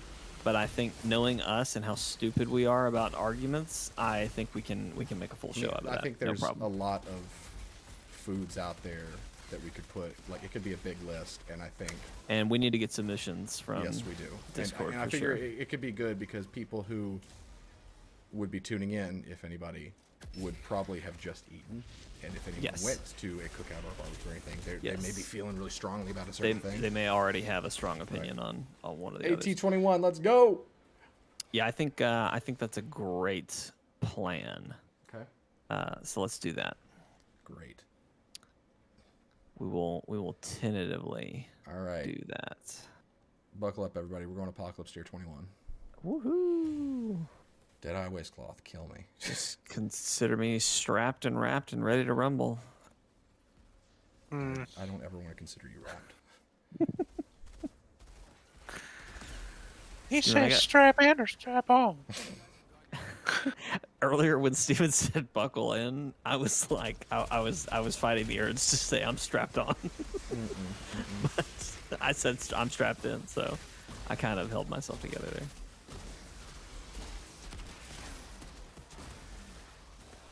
Also, by the way, Courtney, your comment on our short today just made my day. So I didn't see that. thank you for that. She said, I love being subscribed to this channel. Aw. And it was very sweet. Thank you.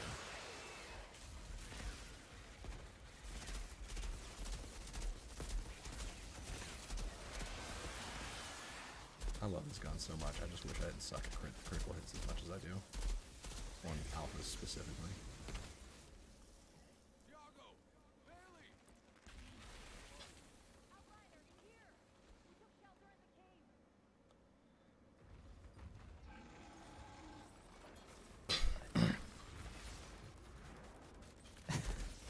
I don't get cramps often now since I drink water a bunch. It's good. It's a smart reason to drink water, for sure. No! Help! I'm gonna shoot the little monsters. I'll let you guys. It's a good idea. Here we call those ads. No, I did like your GIF Vortex as well in the Discord. Cause Steven, I don't know if you even saw it. Did you see the main chat? I did. Okay, great. Yeah, yeah. Showed Anna. 'Cause I was like, where's my sword? Where's my sword? Basically, in the main chat was just like, Steven's gonna hate this, but we have a TikTok now. But also the content's gonna be posted to YouTube Shorts. So if you'd rather watch it there, go for it. And Vortex shared this great GIF of somebody just taking a sword and destroying their computer setup. He was like, "This is Steven right now." Yep. It's like, yep. Be sure to auto loot everything. Check your gear. Yep.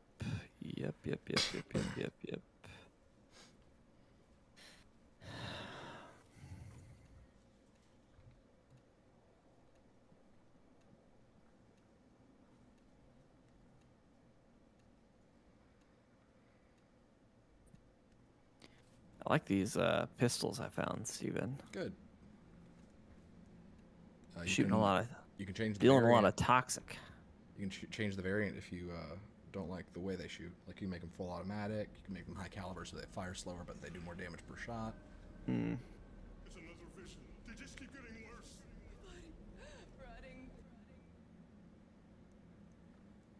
You can also put a different model on them. If you want. Oh, those monsters remind me. I spent not a long time, but I went looking in your game footage for that opening sequence, like when you first launched the game. Yeah. Because I'm pretty sure there's a title card there, and it wasn't there, and I didn't know where it would be. I assumed it would be in the. I assumed it was in like the opening, and you played through the beginning of the story, so I was like, okay, it should be here somewhere.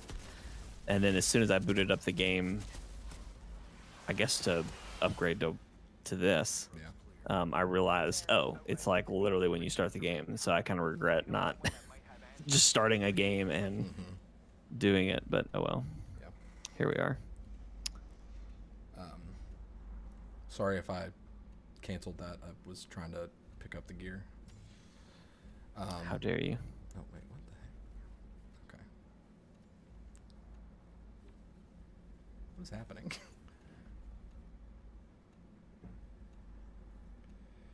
Gosh, what was I gonna say? I don't remember.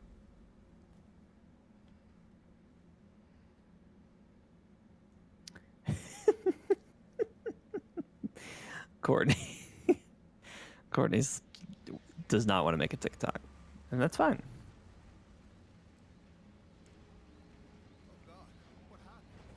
It just does more harm than it does good as a platform. By a very large margin. We're just bringing some good, Steven. That's all we're doing. Or actually, you know what? Maybe not. No. Maybe we're No. doing more harm than good. But hey, we're there.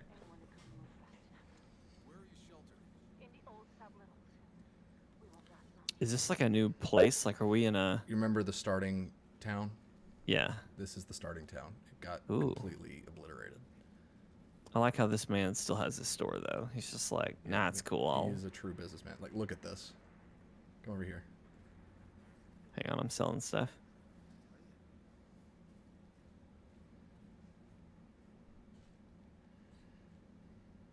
Wow.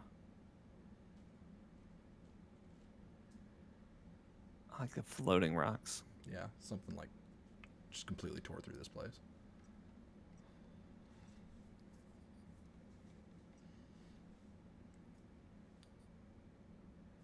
Is Jeremy still here? Yeah. Okay. She got really quiet. Just want to make sure. Sorry, I was going through my inventory. Yeah, this game, it's very strange not listening to audio in this game It is. because it feels so quiet. Yep. Yep. Like I am hyper aware if we stop talking. Yep. It's like, oh, why is there no sound? So Steven, I've got one weapon, the two guns I was just telling you that I like. Mm-hmm. They're glowing like a deep purple, and they have a skull next to them. Okay. Is that Apocalypse gear? Is that what you're talking about? Yes. If it has a Okay. third mod, it is Apocalypse gear. Oh, okay. I didn't notice if it had 3, but I'll check that in a second. It's just like a deep purple, and it seems kind of random, but Yep. yeah, it's it going does. right now. Wow. It's Okay. Cool. apocalyptic.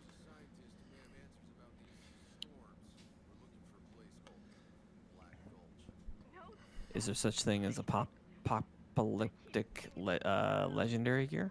Yep. Ooh, that's This- nice. I mean, look at this. I mean, you've seen my gun, my SMG. Yes. This yes. That's an apocalyptic legendary. Ah. Okay. Yeah. See, I'm putting 2 and 2 together now. So it's got 3 tier 3 legendary mods on it, Wow. which is crazy. Crazy.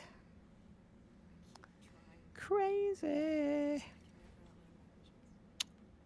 So, Steven, is it worth buying any legendaries from Tonto over here right now? Tonto? Or what's his name? Tarkov? Tiok. I would not waste your drop pods on it. I would save them. Yeah, if, that's if kinda it's a what I'm mod wondering. that you really want, I would get it if you have enough, because drop pod's going to be very, like, compared to what you get right now, drop pod is going to become very plentiful. Okay. So if you see like a gun that has a mod that you absolutely need, then I would get it so you can just scrap it and use the mod later. But I wouldn't buy anything for the gear, only for the mods. Great. Yeah. Okay. Because your gear score is gonna Yeah, skyrocket. that's why I was. And you're gonna asking, 'cause I was spend just like, way more trying to level up a single object than you are just to buy another one. Yeah, but Yeah, a mod that's that what I you was really wondering. want is worth getting now, because you never know when it's going to appear in the RNG again. Yeah. Gotcha. I use a shotgun vortex. Shotguns are nuts in this game if you build Yeah. towards them. I have the Nicola's Revenge. There's one, whichever one Shadow Comet came on. That thing, Enoch's Blessing, I think it is. is it? Okay. it drops a comment on enemies, but also like just the way it shoots is ridiculous. It's fully automatic, and it's like you're just unloading fireworks into a person at the rate of a machine gun. But the drawback is that they just eat ammo so freaking quick. Yeah. Why is Lily not going to be happy? Lily isn't going to be happy with me when she comes back from my aunt's house tomorrow. Uh-oh. Well, she just took out a bunch of garbage bags, so I'm a little nervous that she maybe threw some toys away. No. Did we get rid of some toys? What happened to the villagers? There's a story of a night fisherman whose daughter would ring the harbor bell each dawn to call him home. But one night, insurgents came in the fog, and the fisherman, It's always a rough time. the entire village slaughtered. When the fisherman returned and saw, he tore into the surface. Didn't last long. I threw away a few things she liked. Oh, bless her. No. And a figure stopped through it with a long raincoat and bloody hook. The fisherman's ghost If you don't bring it up, taking his revenge. she may not notice. Hey, who wants to go over there and get that chest? That one? Yeah. I will. Actually, I'll do it. I can do this. I didn't realize that it was really shallow. I thought that we were going to have to stumble all the way over.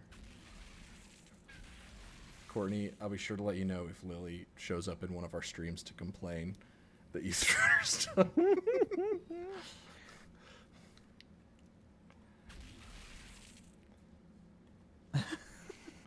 Jokey, right? Jokey, right?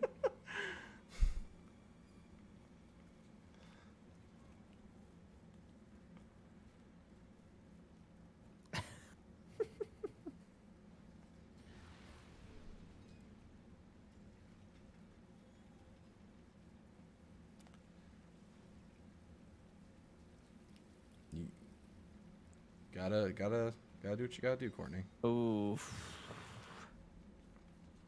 Yeesh. Yep, that's a rough.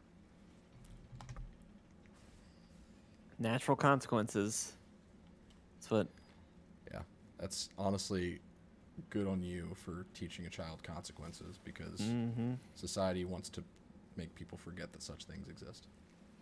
Well, and I appreciate natural consequences Yes. too. Like, because I've been watching a lot of videos talking about how it's like, oh, your kid mouthed off to you. Well, okay, you're gonna take away their iPad. What's the connection there? Like, that doesn't make sense. Right, right. You're make the punishment Yeah, and related to the thing, and it's hard to do that sometimes. But yeah, that's a great example. Don't clean your room. Well, maybe some of the junk's gonna disappear. right, Like, right. you know what I mean?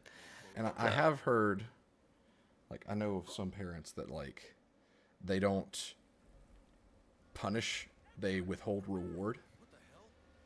And that just, look, I'm not a father yet, but that's a bad idea. That's because then, like, kids need to understand at a young age that bad things happen.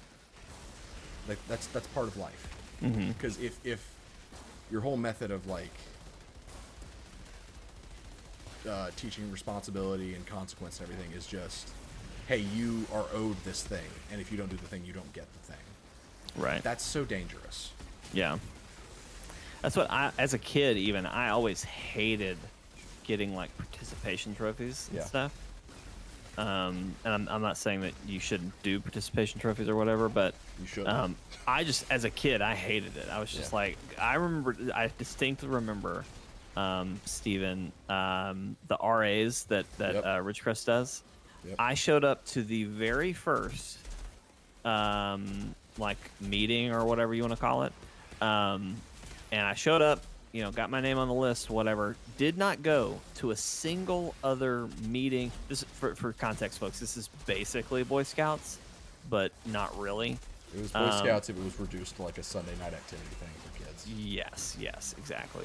Anyway, I don't think I went to a single other one except for the very last, like, get together of the year for it, and I got some award. Yep. And I was just like, "Are you people serious right now?" It's Right. like, what is this? I mean, and in addition to like, one, I feel like it makes kids entitled growing up, but two, also, like at best, I feel like it just teaches them, oh, if I'm gonna get rewarded, like that kind of mentality of participation trophies. It's if I'm just gonna get rewarded anyway, what's the point of trying? And that's something that I deal with as an adult, is weighing effort versus affirmation or reward. Yeah.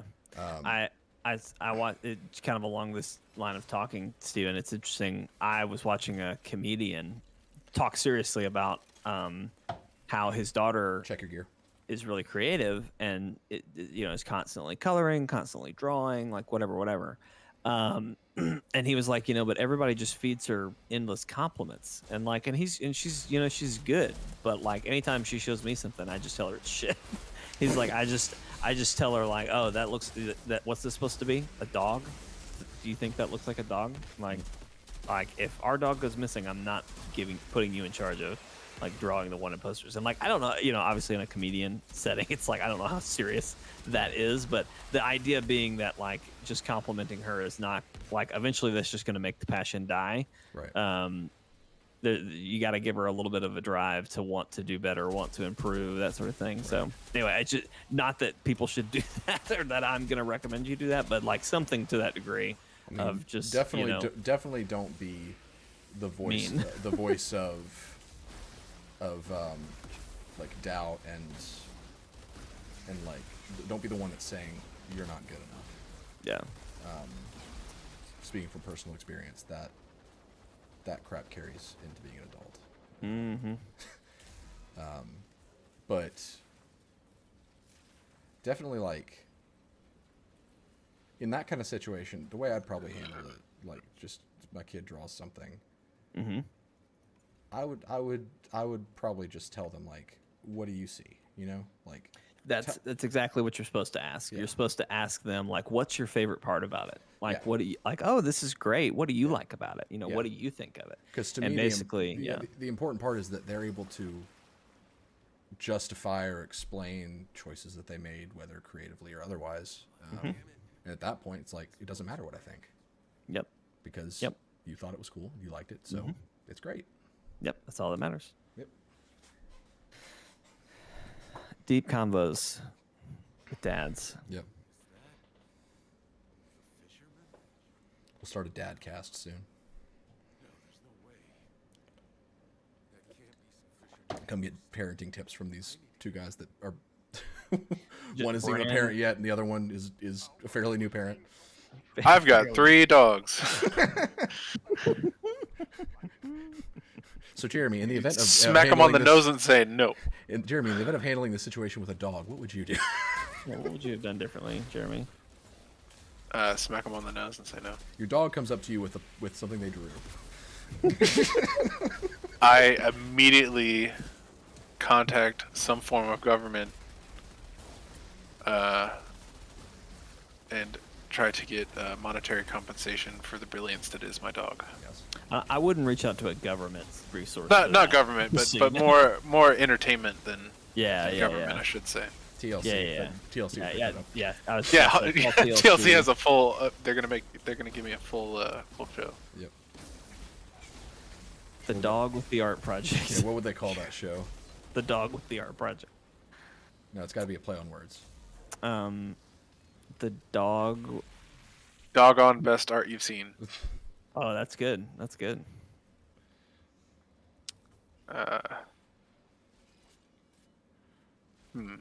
Paw Prince. Oh, that's good. That's good. That's good. Yeah. And also, he's a prince. Like they did. Yeah. Holy crap! We need to copyright that shit now. Hiya, Georgie. It's gold. Yeah. When we fought this guy, we said he looks like Kratos wearing Georgie's coat from It. Where's the lie?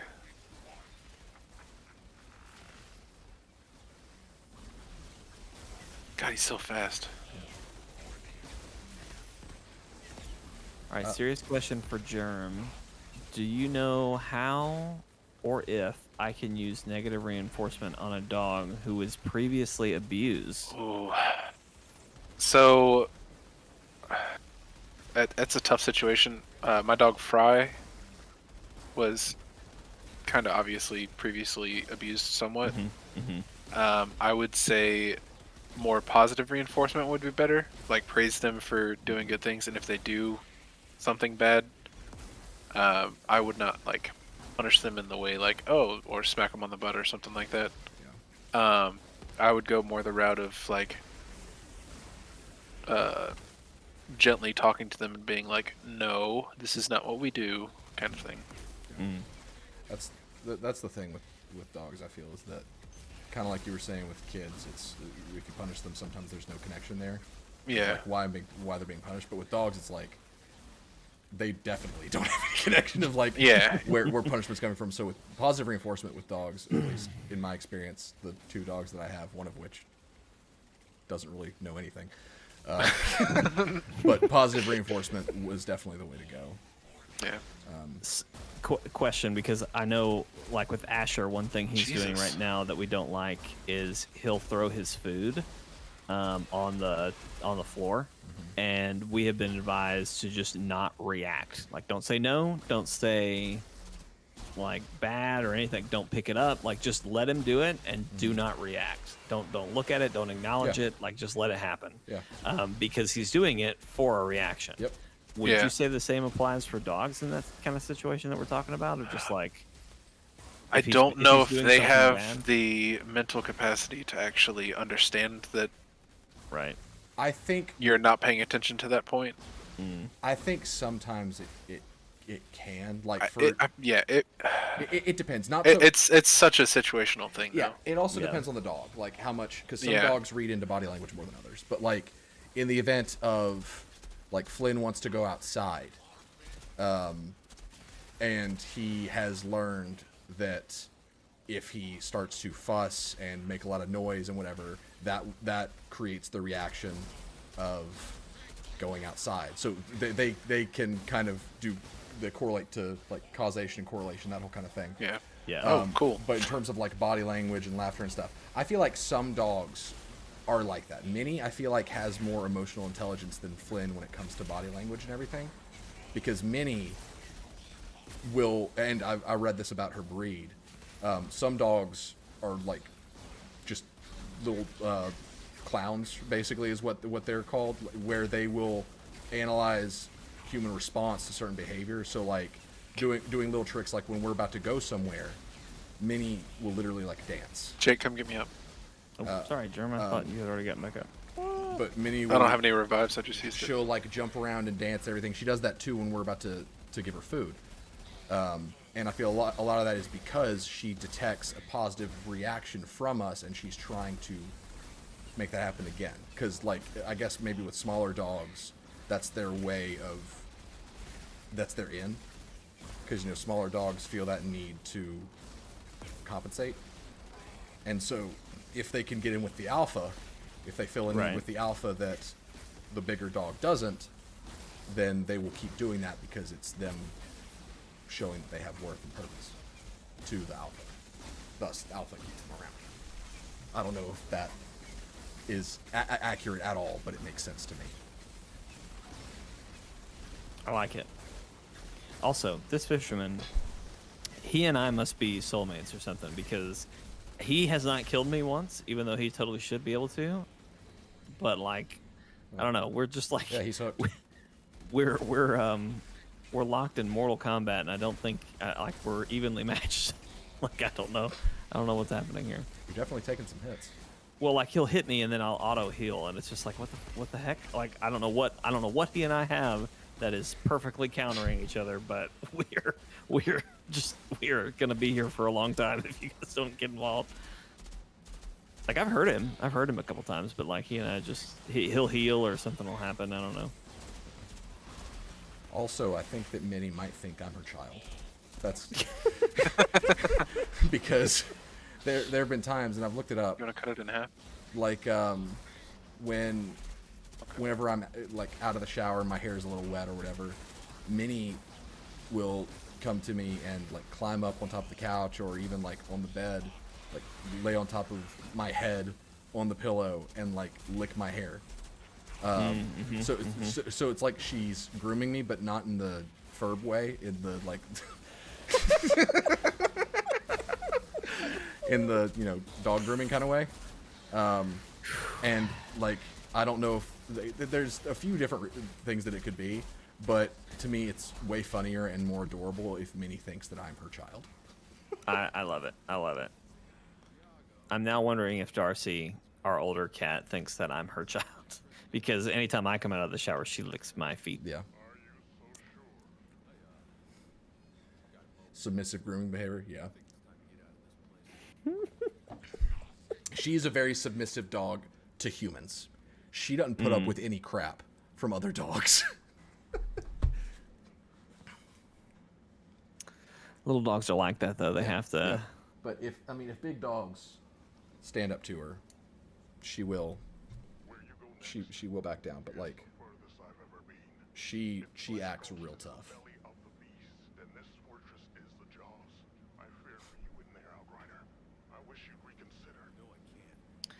She likes to act tough.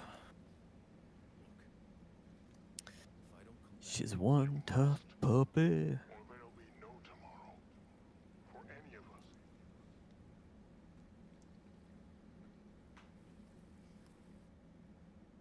Yeah, speaking to the Courtney, your dog being able to know when your husband's not happy, I feel like dogs are just like that. I say Minnie has more emotional intelligence than Flynn, but by that I guess I just mean Minnie knows how to manipulate people more, because she thinks she's way cuter than Flynn thinks he is, which is saying something.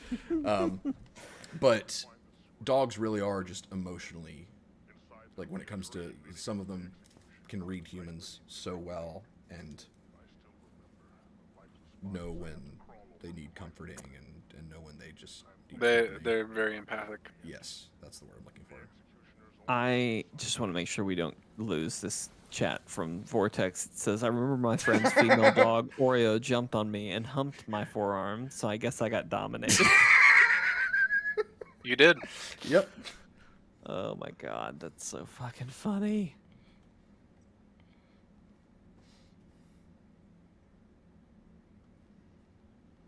I have a space helmet now.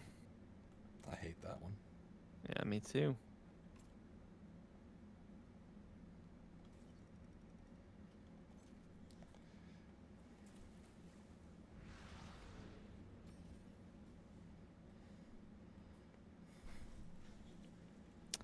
I'm getting a bunch of mods, though.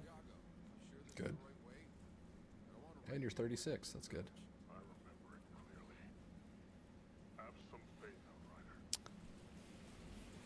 The funniest thing ever is when Minnie humps Flynn. Because Flynn loves Minnie. He is so sweet to her. Minnie treats him like garbage a lot of the time, to where like if he even looks at her, because he's just kind of looking around or whatever, she thinks that he wants what she has, and she'll be like, no. But like Flynn will often just not be fazed by her, because like when we're playing fetch outside, Minnie knows that she'll never get the ball, so she goes for Flynn's legs instead. And she'll just like grab at his legs and be like, I got you, and Flynn just doesn't care. So sometimes Flynn will just be laying down, and Minnie, you know, she's a long dog. Flynn's long too, but you know, it's proportionate with the rest of his body. But Minnie, being such a short in stature dog, is not proportioned to, like, her length and height don't exactly correspond. So seeing her like try to like get in humping position on Flynn is so funny. Because like she works so hard to like try to be dominant, and he's just like, okay. It's also really funny watching her, like, whenever she needs to go poop, because her body is so long, she has to like contort such a way to where she can poop, and she always will, when she gets in position, she'll look back to make sure that we're watching, which is I think part of a survival instinct, where it's a vulnerable position for a dog to be in, so they look to the rest of the pack to make sure that they are being protected. Yeah. But just it almost looks like, don't look at me.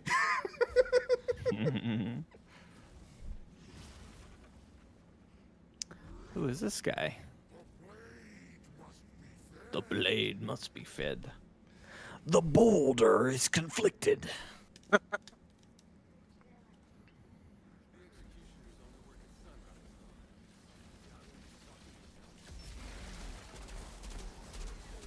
The boulder.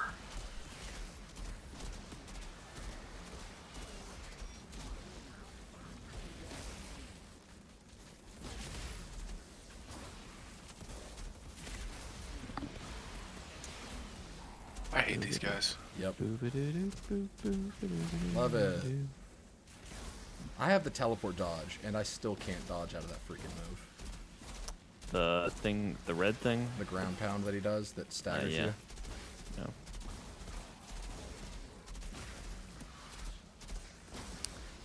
Okay.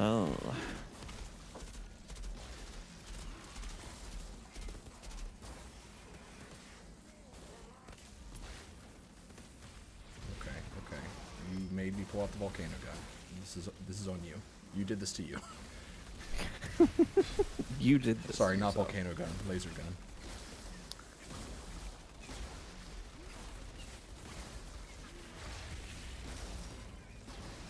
Oh, cool. I'm frozen. Oh, there Yeah. we go. I got chained in place. Oh, that was his. Okay, I thought I glitched. No, that was an ability.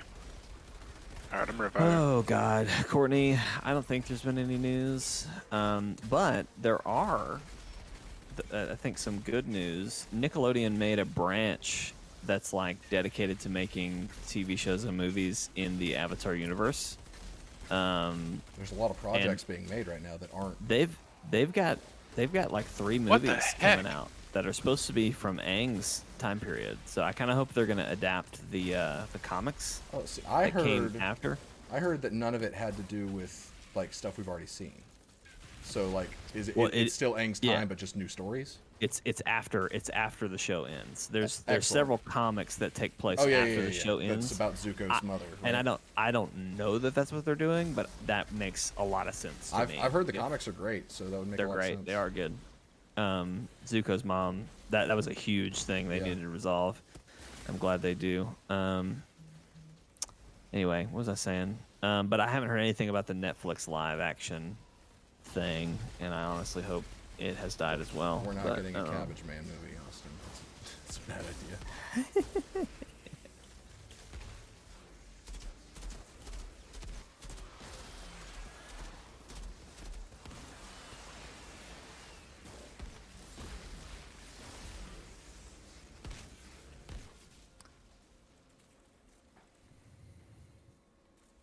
Oh, yep, just over here.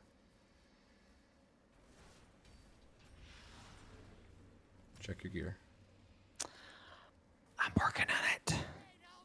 Steven.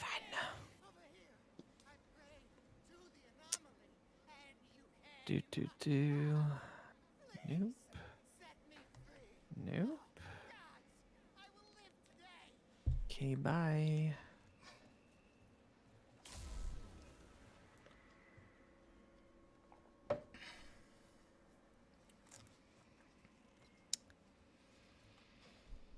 If we don't get something about King Boomy, I'm gonna be angry. I don't know that we're gonna get something about King Boomy.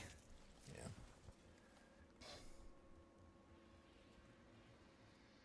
Yeah, that's never a good sign, Courtney. That's like when the Yep. lore keeper for Rings of Power left due to creative differences. I'm pretty sure that's awful news. Yeah. Yeah, I remember hearing that the creators had left the Netflix thing, and they even came on. They made statements. They were like, "No, it's great. Like we whatever." I was just like, "Yeah, no, you must have signed something that you had to say that. Oh, yeah. Why would you have left? I don't know. It's not gonna be great." Yeah. But again, I'm frustrated that the Avatar: The Last Airbender movie is notoriously one of the worst like adaptions of a TV show to a movie of anything ever to anything. of anything. It's just notoriously bad. And yet Netflix, you know, they say, "Hey Netflix, we're going to give you a chance to do a live action thing with Avatar." Like why are we doing this? Like we're just basically attempting to just do the show live action. I don't know. I'm I'm just torn. I don't think I don't know how it's going to be good. I mean, I'm in the realm of thinking one of the reasons Avatar is so good is because it stopped. Oh yeah. Because we can remember what it was, and it didn't overstay its welcome. It's the whole thing of either die a hero or live long enough to see yourself become the villain. Like, everything becomes bad eventually. Look at Star Wars. Look at Marvel. Hell, yeah, look at Marvel. Well. The The thing most importantly in that is, to me, is that from the beginning of that show, the goal was to defeat the Fire Lord. Right. We defeated the Fire Lord, and the show's done. Like that's it.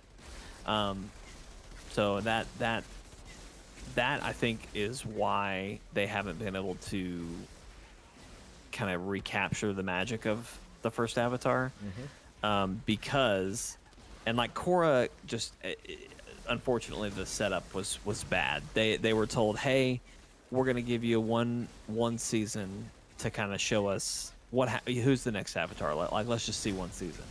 And so they wrote it to be an open and shut case, done. Right. Here we go. And then they said, "Oh, this is great. Here's 3 more seasons. Greenlit, go for it." And they had to kind of just come up with something. And like some of the elements in Korra are really cool. Like Are you guys seeing my death laser? Because I'm not. I am on the ground and not in a fun way. So Yeah, there's a captain right on you, so I can't yeah. get you up either. Okay, I'm shooting this guy. Yeah, I don't see it. What's it supposed to be doing? Because I see It's a giant laser looks... shooting down. No, I'm not saying that. What the hell? That gun might be broken now. Awesome. But yeah, Korra never had that one objective. What I was gonna say was I really like the airbending villain in that season. The season that one was villain? Do I know? The season 1 villain? No. He was a bloodbender, which I also thought was kind of a cool. I thought that was great. That was great. The airbender villain was really compelling. But after that, I feel like once the spirit world stuff started happening, so like the guy who basically had the evil avatar spirit, like that's when I said, okay, this show's done. Like that's when it started to decline. I think that Korra, like season 1 of Korra was fine. But I think, like, just because the whole idea of the objective from the beginning was kill the Fire Lord. When we met Korra, the objective was live up to your expectation, like specifically like learn how to airbend. Yes. And I thought that aspect of her story was compelling. And then when you know, the already mostly flawless character became even more flawless, it was like, okay, so this isn't compelling at all, because this is just it's still going because they need it to just keep going. Well, so did you like when she was kind of broken in, I forget if it was season... Well, I forget she lost her bending in season 1. No, but I think it was actually after fighting. So I it's all a little foggy for me. I remember nothing past season 1 because it was so underwhelming, and I stopped watching after. I don't think I even finished season 2. Oh, okay. Well, so if I remember correctly, feel free to correct me, chat. I'm going off what makes sense. I think season 2 was when they brought all the spirit stuff in, which kind of jumped the gun a little bit. She reconnects with like the first avatar, that sort of thing. The villain is a waterbender who wants to basically form a dark avatar. That one is not worth watching, but what results in at the end is that airbenders are brought back. Basically, random people suddenly achieve, like, they gain the ability to airbend. So that's cool. That doesn't make a lot of sense. Well, but then what it does is there's a guy who was very passionate about airbending, but he was evil. He gained the powers, and like he was crazy. He could do stuff Aang never could. Asher's crying, so I gotta go take care of him. But anyway, that season is worth watching. Right, of course. Should be easy. Salvador's missing a leg, gets by with a cane. But don't let your guard down. He's still an insurgent. Got it. One leg. Should be too hard to spot. Got so quiet. It really did.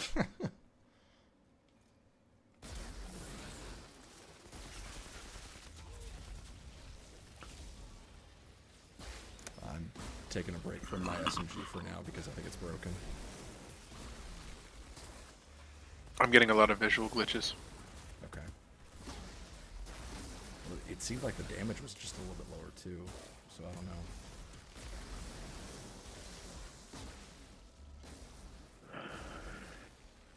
Like my stuff will go on cooldown and it'll just say that it's not on cooldown. Like it looks like I can use it.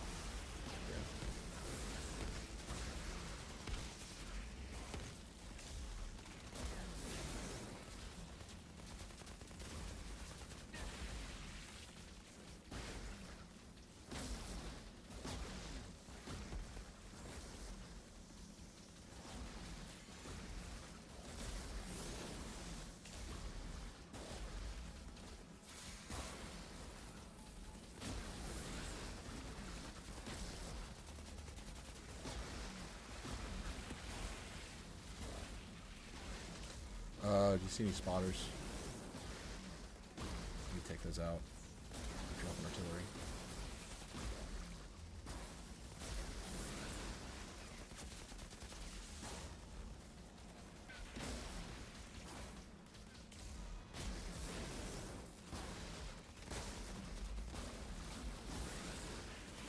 Got the one spotter.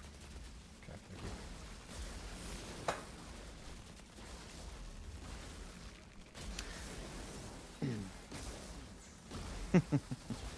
Okay, I'm back. Okay, cool. So yeah, I got the season's order right. So what I was getting to, Steven, about her not having a good character arc or whatever, at the end of the Evil Airbender season 3, I forget exactly why. I think Korra just got the shit beat out of her, to be honest with you.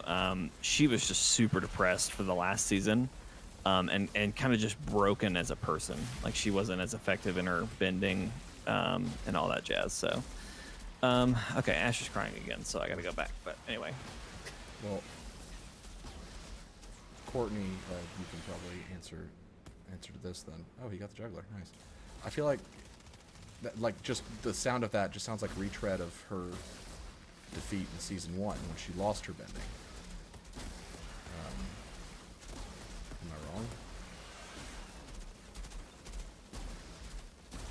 Because I remember her being very broken at that point, and while it probably didn't last as long. I remember that being interesting because it was her whole life she'd been told, you're going to be great, you're going to do great things. And she had been bending 3 of the 4 elements ever since she was a young child, so take that away from her, and what is she?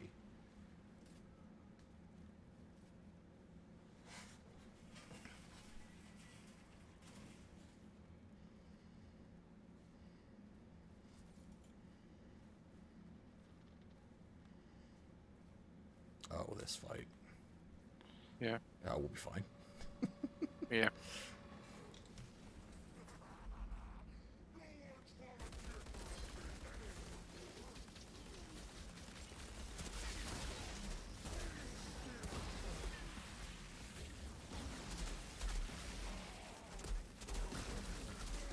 Okay.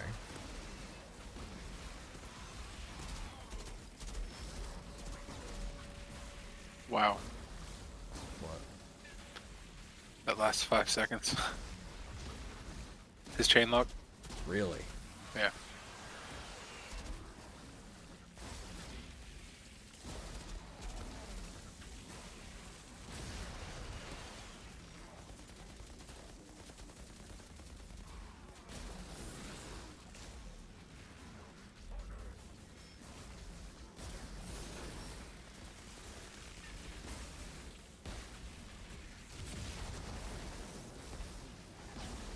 Okay, that's very cool.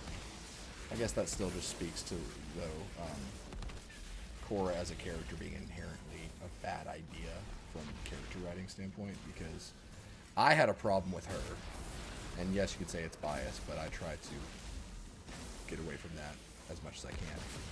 But the fact that we first see her and she's like yelling, "I am the Avatar," and like bending all of the elements, which took Aang, well, bending all the elements that it took Aang all those seasons to learn, like from the moment we meet her, she just felt like they had skipped so much opportunity for growth by making her too powerful. And it was like they skipped so much character development that could have happened. And so like it was as if they started at the destination instead of letting us enjoy the. Yes. Or like we started. I can't. We started. I can't come back in. Oh gosh. It was like we started in the final act or something. Yeah. What's happening? I'm black screened. I'm black screened. Cool. It restarted. We restarted because I got fucking locked in this. I got knocked back in there twice, and I couldn't get around the 17 people that were right outside the door. Yeah. That's annoying. I'm sorry. Good.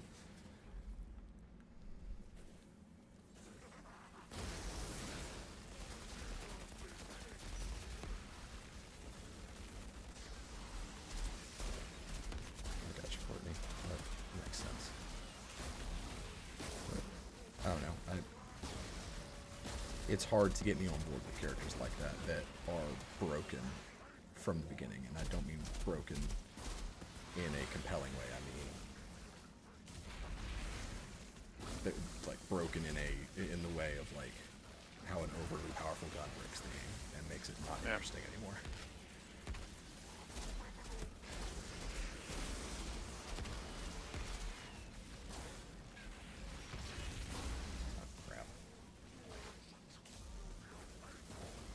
Kind of like watching a movie about Batman and then just completely skipping the fact that his parents are dead and Yeah. he has all this backstory and everything. Mm-hmm. Oh my god, I just keep getting stun locked again. I think I got through like 2 episodes of Korra and then never watched it again. Yeah. Season 1 was okay, but not because of Korra. It was okay in spite of her, because the one thing that kept it, I guess, quote unquote, interesting, if you can say that, is that they had the advantage of having to introduce you to the world post Aang. Yeah. So you got to see how much Earthbenders had developed, how much society had moved towards more of a steampunk kind of feel, and that kind of stuff was cool. That was very cool. That was the only part that I enjoyed. Right. I didn't like Korra as a character at all. She was so annoying. It was very shallow. It was literally, I'm the Avatar. Yeah. There's no depth to the character. And maybe they were going with the whole thing where it's like, it's just we're continuing the cycle because she's picking up where Aang left off, and book 4 is Air, since we never had an Air book with Aang, or like, okay, yeah, sure, I get that, but that is such a reach just to do the joke, like it's not worth the bit. It felt more disrespectful than like honoring Aang's. Yes. And you don't have to like make your character super flawed and incompetent or weak, because like even Aang, he was extremely flawed and had a lot to learn. He was a kid. He was a kid, but he was super powerful. He was very capable, and we saw him succeed, and we wanted to see him succeed. Yeah. And I'm not saying that with Korra they should have redone the Aang story, but yeah, she just, I don't know. But comparable power levels, or just like. Oh my god! Don't knock me back in there. Because learning how to bend is so much more than just learning how to manipulate the elements. Because there is philosophy and life lesson brought with the different types of bending. Yeah, behind every single one. Right. With fire, for example, it's about learning how to harness and control your emotions. Mm-hmm. With water, it's learning how to adapt and be flexible. Like there's a lot of depth to that, and so when you take away the lessons being learned and how they apply to the character, like we're left to it's implied that Koro had already learned all these lessons because she had already mastered the elements, but Yeah. you lose a lot of thematic chance there, like with the writing. Well, and again, I think Korra suffered from just poor circumstances of it coming about. Like if they had said, "Hey guys, we're going to give you all another chance to have a run like Airbender did. We're going to greenlight you one season, but hey, if it does well, we'll give you more." Yeah. Like if they had gone in with the intention to write more, I think maybe we could have gotten more of that experience. But I think since they only knew that one season, they just were like, okay, we don't have time for her to learn all the elements. She's just got to go. Right. Also, I agree, Ro. I was about to say I 100% agree. Korra has the temperament of a firebender. 100%. Yes. She was about, like, if there was one that she definitely was not, personality-wise, It was water. It's water. Yeah. Like maybe air, but like she definitely wasn't water. Yeah. I would have put her with fire or earth. Right. She acted way more like Toph than Katara, 100%. Yeah. But she was very emotional and brash and didn't know how to handle circumstances that didn't go her way. Right. By the way, if I came in and didn't and I just completely interrupted you a minute ago, I did not realize until now that my headphones disconnected. So I was wondering why no one was responding or nodding or saying anything. And I was like, and so I kind of walked away. And when I came back, I was like, oh, my headphones disconnected. So I totally did not hear anything if they said anything. So apologize if I just barged in and whatever. You actually did. Okay, good. Yeah, she has the stubbornness of an earthbender. I could see that. So has anyone watched Dragon Prince? Not a fan? It's so bad, Jake. Oh, I know it's. I wish it was better. It has some great moments and great characters. Like there's one of their aunts who kind of is a Toph character. She's ASL. She's can't hear, but she signs, which I think is cool. But who is she other than the fact that she signs? Well, she's their aunt. She's like a general. She's basically Toph redone. She's like this badass fighter. But I don't know. But yeah, and I thought the ASL thing was cool, but she's a gimmick. Like I was like, who? I've seen this character before a million times. Who is she? What makes her tick? Like, what's her motivations? Like, she didn't really have that. It was just very much. She is a badass fighter that signs, which is cool. Oh, and she's out to protect her nephews. I mean, that's her motivation, I'd say. I mean, maybe I didn't get far enough to like, obviously, but like, maybe she had more depth later on. We couldn't get through. We almost got through season 1. Mm-hmm. We were waiting for it to get good, but I was really bummed at how bad it was to me. Like, I just did not care about any of the characters. Every time the elf chick talked, I wanted to scream just because of her accent. It was like she was doing a redneck accent and a Scottish accent at the same time, and they were fighting each other. I wouldn't say that it's bad. It definitely does not reach any of the heights that Airbender did. So, well, like that's why it's most unfortunate. I went into it trying to not expect that level of quality. I went into it wanting a show that had good pacing, had a clear point that it was going towards, not a lot of filler. Like, those are the aspects of Avatar I was expecting, I guess. And it just felt like it dragged so much, and like nothing. It's called Dragon Prince, Courtney. It's on Netflix. I thought you were making the joke when I said it just dragged so much. I thought you were about to say, "Well, it is called Dragon Prince." I thought he was too, Steven. Well, it's funny. It's funny that you mentioned. It's funny that you mentioned pacing because season 1, very similar to Avatar, sets up. Hey, here's our big bad. We're here to take. We're not even big bad. It's just the dragon. We got to return the Dragon Prince to the Magic Land before the war breaks out, right? Like very clear goal and intent. They do it in season 2, and there's this huge war that happens, and it's resolved. And then season 3 is coming, but like I just kind of was like, wow, we really just blew our whole. I thought this was going to be like 4 seasons right here, well, just to do this. But anyway, well, and one, I feel like season 1, when I say it dragged, I feel like we knew where we were headed, but it took so long to get there, and like it felt like we were running in place a lot, but also characters were relearning lessons that they had learned already twice. Like the elf chick, the main character learned that he needed to trust her no fewer than 3 times over the course of like 8 episodes. Like it just was bad. like and I can overlook visual style. I really can. But when it's already not good and you have to overcome that choppy, gross 3D animation, it just makes it even worse. yeah, yeah. I didn't think it was that bad, but yeah, it's definitely not good. It's passable television at best. And I can't say I hate it. I don't have strong enough feelings about it to where I can say, oh my gosh, there was nothing about that. I hate it so much. It just like it was the absence of good to me. It was The absence of good. I like that.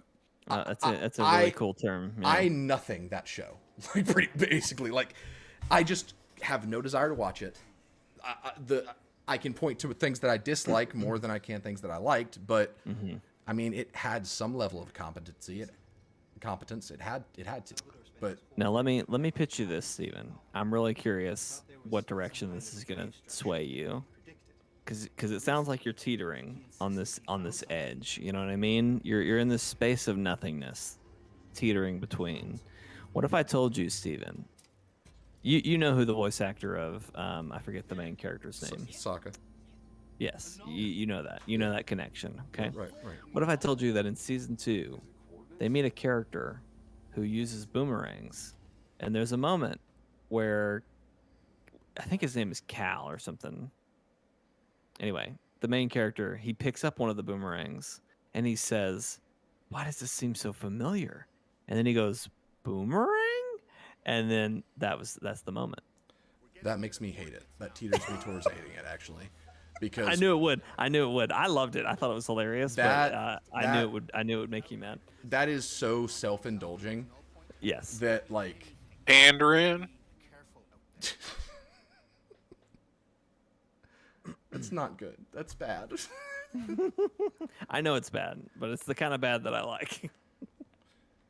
Like that reeks of, hey, remember when we did a good show?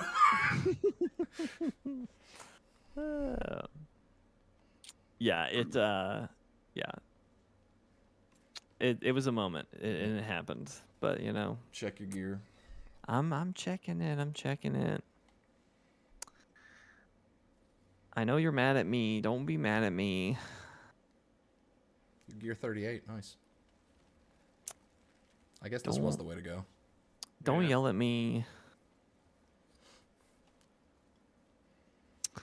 So am I improving faster? Your gear score 38. Yeah. Okay. The difference being like loot drops happen at the end of every combat engagement, so you're able to more incrementally increase your gear score rather than doing an entire expedition, increasing it.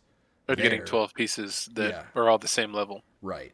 So you're gradually increasing to where your cap is increasing while you find more gear, rather than your cap increasing once because all of the gear you find in an expedition is the next gear score. Gotcha. Yeah, that makes sense.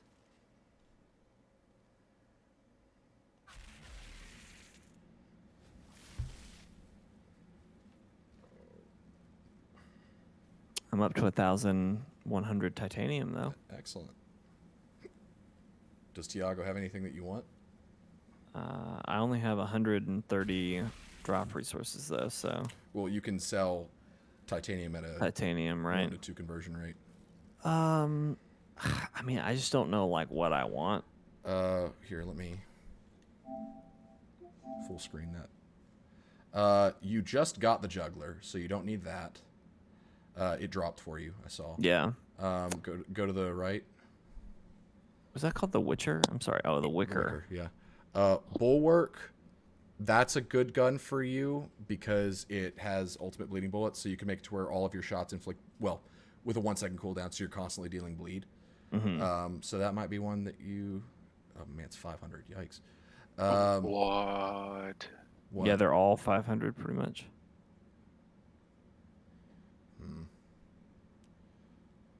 Well, Awesome. what?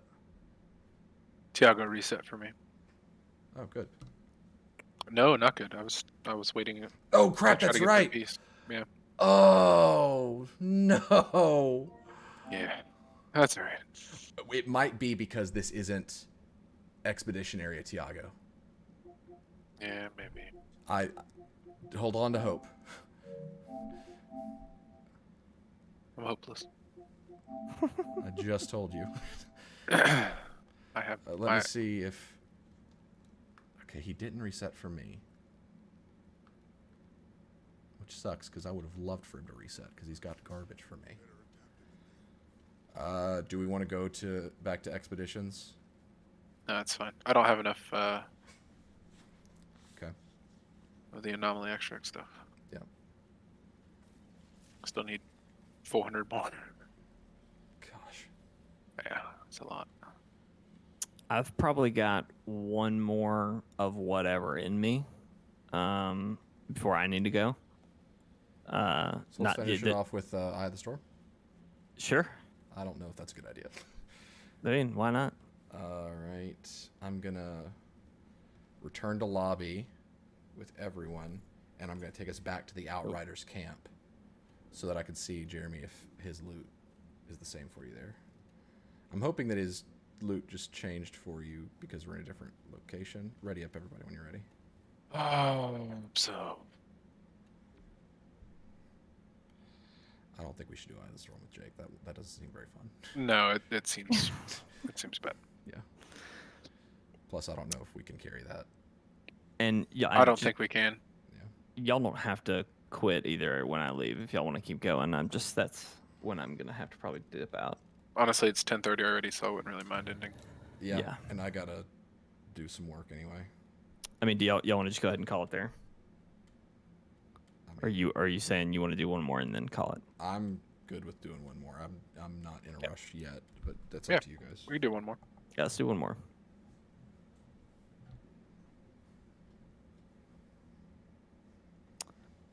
Let's do one more. Yeah, yeah, yeah. All right, Jeremy, go talk to him. Go talk to him. Yep. He's still.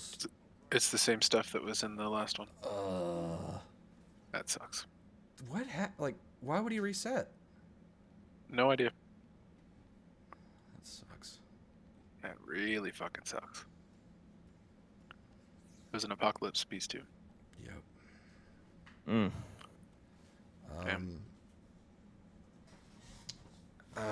Time War Inspire. Good with you guys? Sure. Okay. I'm up for whatever. Just like a feather.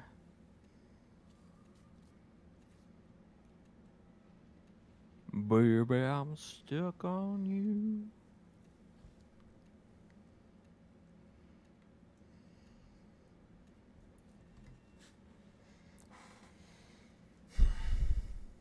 Steven, I got a big gun that's got a fire spiral. That's cool. Chow. Love it. I don't know what it does, but we're doing. Yeah, sorry, Vortex. We're gonna do one more and then call it. Yep, gotta take Floyd up to the church with me so I can put batteries in mics, and then I'm gonna make a video from scratch. Hey, you got any stock footage of old people just existing? By the way, I can get you some. Seriously, you need something? Yes, we're starting a sermon series tomorrow. I don't know why. Just old people existing. Steven, please, for the love of God, please tell me that you are not doing the sermon intro video tonight before the sermon series tomorrow. I am. Is that? I am. Oh my God. Because I didn't know we needed one till yesterday, and I Gotcha, gathered a lot of the stock footage that I was going to use. Basically, it's a pro-life series, but it's tackling what does pro-life mean. It's not just protecting birth, but also Protecting life. valuing life in general. So Yeah. I've got like, That's a cool series. I've got I'm targeting basically stock footage of the disenfranchised, basically all corners of life. So children, homeless people, old people, just different corners of.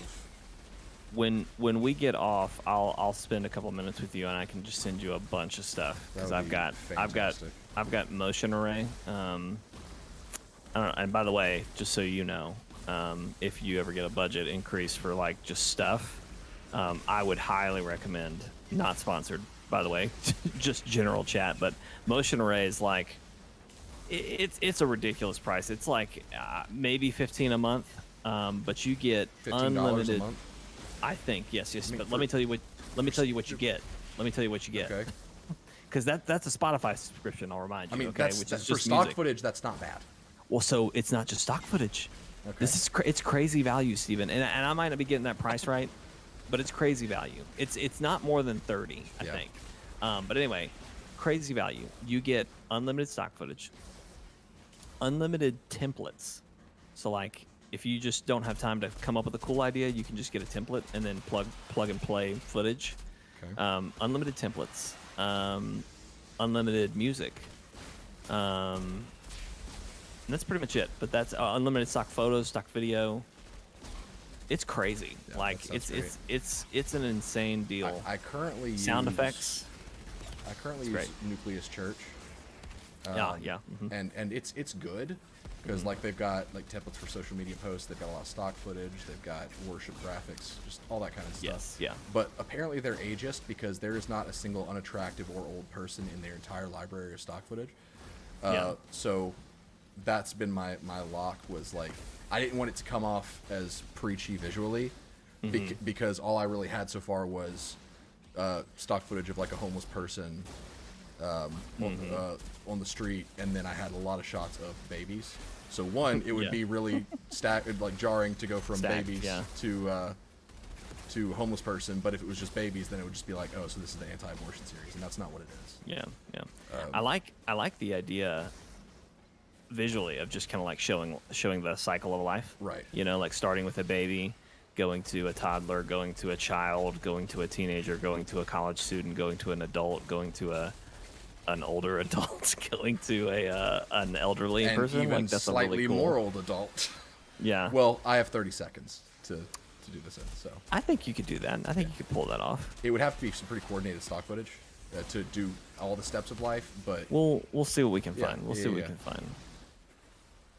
I appreciate it. I should have asked you much sooner, and I'm probably going to subscribe to this service. So if there's any kind of referral program, I'll hook you up. I don't know that I have anything, but I'll check. Well, I was saying like if you get anything for recommending somebody, Right. Yeah. because that's something I can definitely afford in my budget. But like my issue has been like there's so many stock footage places out there that Yeah. I And- don't want one that's just video. Having like audio, that's- like music and stuff. That's helpful. Yeah, that's why I like motion array. Now I'll be honest, like you could go to somewhere like iStock and probably find more relevant, more specific searches. Right.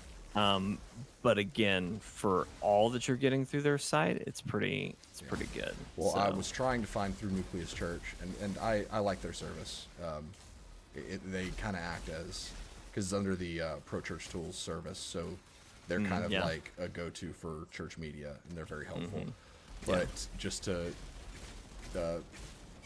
make fun of them a little bit for a second, I tried, looking up senior adults, elderly, all that kind of stuff, and so then I took the approach of, okay, well, what if I got like funeral stuff or that kind of vibe? And so I ended up resorting to looking up death. And guess what the first result was? a Reaper. Maple syrup. And it was like, Why? there's one clip in this scene that matches your thing, and I'm just thinking, I don't think so. I looked up hospital, and it gave me like hipster coffee shop, and there were 76 clips that matched the search term hospital, and I'm just Wow. thinking, there's no freaking way. I love looking through stock footage. That's like one of my guilty pleasures because there is just some funny shit. I found one when I was looking for old people footage. I found one that we might need to end the stream with like you showing this on screen because it's hilarious to me.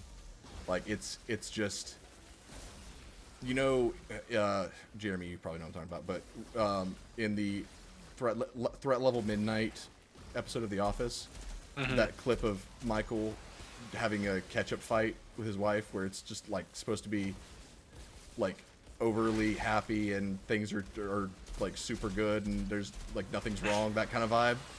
It's that, but with two old people, and it's so funny.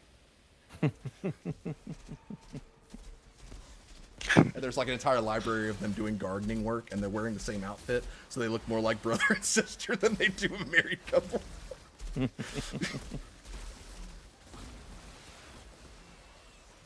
A trend that I really enjoyed, I don't know if it's still going on or if it even was a trend, I may have just found one of few videos, was redoing cartoon theme songs with just stock footage, like the Pokemon one. Oh my god, That yes, was that's hilarious.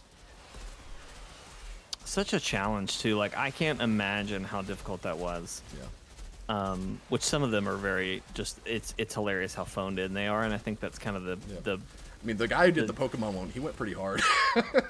Honestly, I was shocked at how relevant a lot of the stock footage he could find was, and then he also obviously edited a lot of them. Like I think he had one that was like stock footage of a lizard that he just recolored so the lizard was like an orangey red, and then I think he put stock fire on its tail to make a Charmander. Just some really funny stuff. Oh, what a good thing. Did you ever look at the? Yeah, I would definitely watch that Vortex.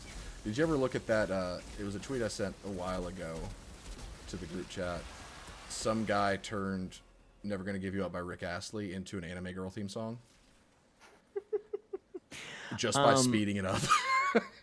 Yeah, I think I did see it because I think I've also seen that memed a couple times in other places. It's very funny.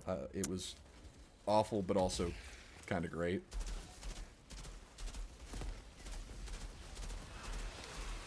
It was awful in a great kind of way.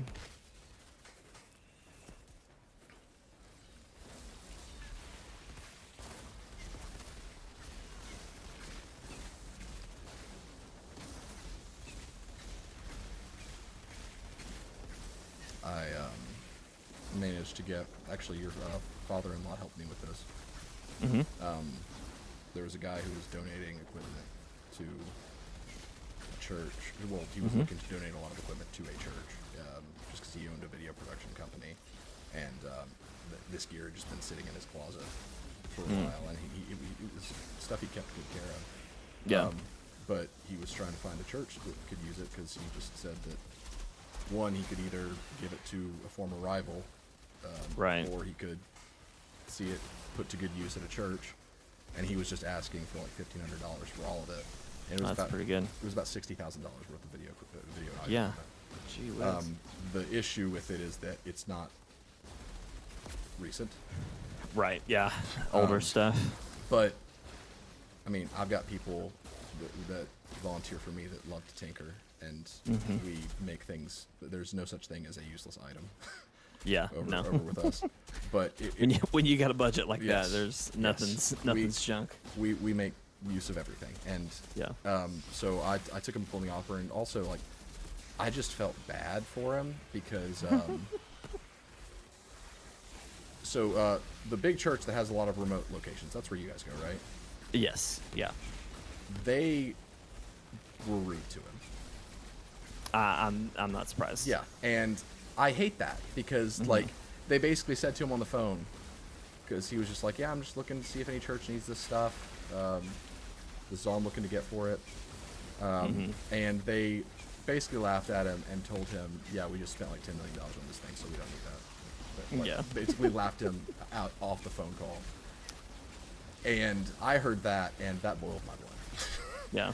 Because especially when that church is a church that does remote locations and church plants, you would think that maybe they would need equipment or know of another church that needed equipment. But no. Apparently they have endless money, and people wanting to do a good deed get laughed out the door. Yeah. The tech team in particular, the people he would have been speaking to, I could totally see them reacting that way. Yeah. Because they do spend a lot of money on making sure that their production value is as good as it can be for what they're doing. Well, And they tend to have a very elitist. Like I have volunteered on that team, and I dropped out of it because when Asher was born, honestly, just when you're on the tech team, there's a lot expected of you. Yep. Like you have to show up for services, like prepping for services. There's 3 services, right? If the earliest one is at 8, we had to be there at like 6 o'clock. No, 5:30 to start prepping for that service, and like that's a long time. And then the last service is at 11, so like you're not done until. And I know this is I'm preaching to the choir student because this is your job. But like when you're a volunteer and you've got to be there that long, like that's a long time. Yep. And obviously music, that's one thing because you gotta practice singing and everything. But like most of the tech stuff, like that's just pre-programmed, so you're just pressing the button when it needs to be pressed. Yep. I really that's a huge ask, especially for like new parents to show up to stuff like that. So, but anyway, all that to say, sorry, the tech people that we'd have to coordinate with sometimes from the main campus, I always dreaded when they were going to be there, just because of how they very often condescending. Oh yeah. And it's just like, hey, look, I do this professionally too.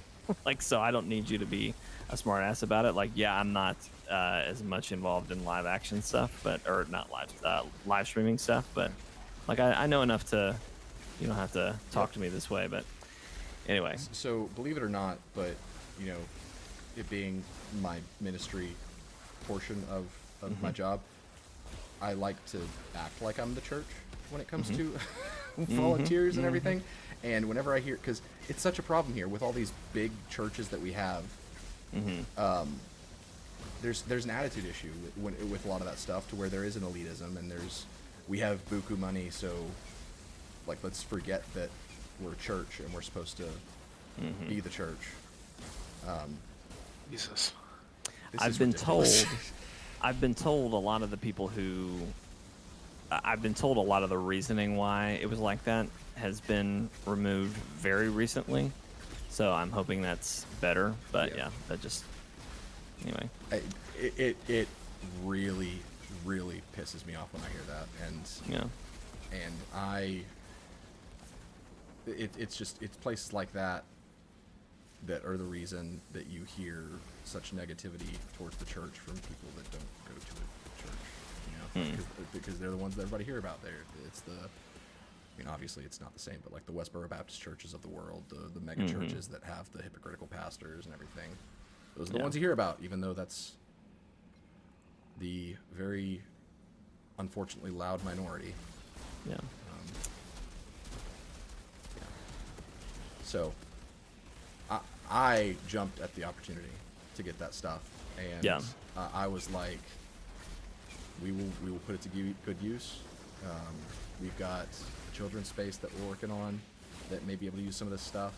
And if we can't find something that we can use it for, we know small churches that would use it. Like, and that's the thing. Like, sure, even if you don't have a use for it, if you've got somebody that needs it. If you can spend $10 million on Lord knows what, you could probably get this equipment and it was enough equipment to where you could basically kit an entire production on your That's own. crazy. Like, That's crazy. And a lot of it was like none of it was current. But How out of date would you say it was? well, there's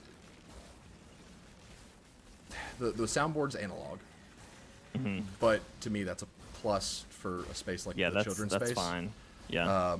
So most recent stuff, mid 2000s maybe, but like Okay, that's not. yeah. That's not that But bad. at the same time, there was See, stuff like I was Baby's kind first of. video switcher, which was like from 1972. Like there was Okay, that's some that's stuff more like what that. I was expecting Yeah. when you had that kind of when you said they had that kind of reaction. That's what I was expecting. Yeah. Was No, it was just speaking from experience, because this is what I do.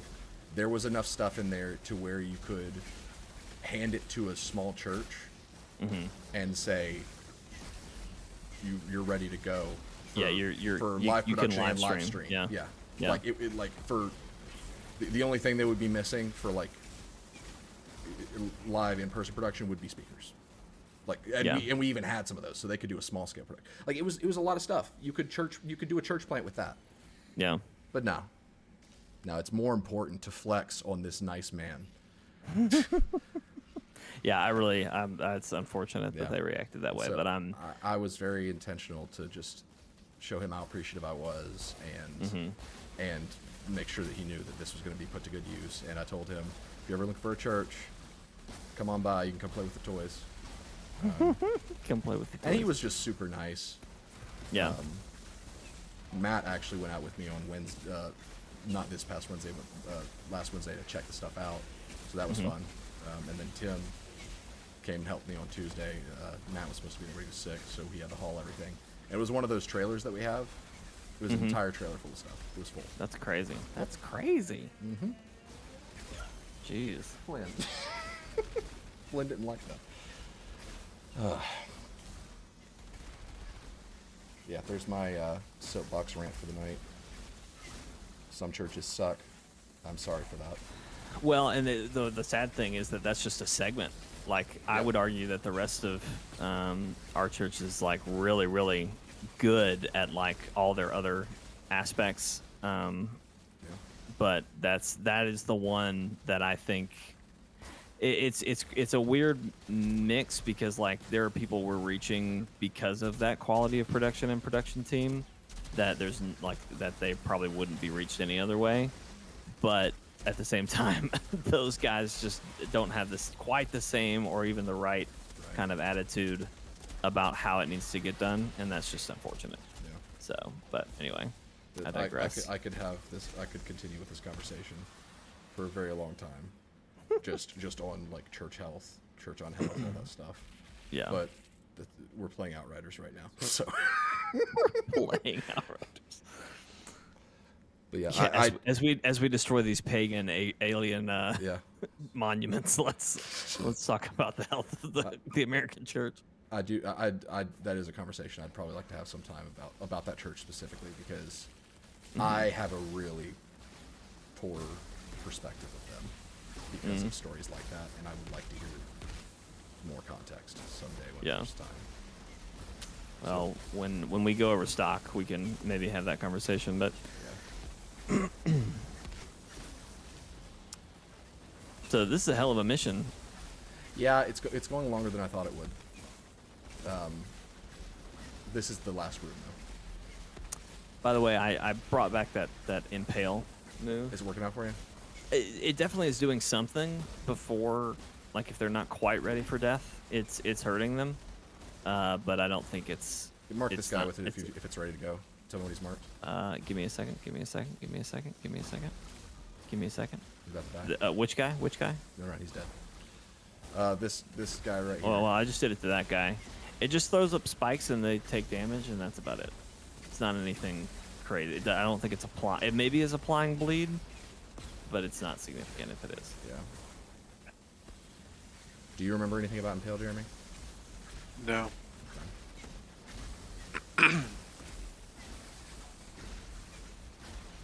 I played so little of the Devastator. Yeah. Impale was a detriment before time limit got removed from expeditions, because when an enemy was impaled, it acted as if they were still alive. So you couldn't advance until the impale like visual was over. Oh no.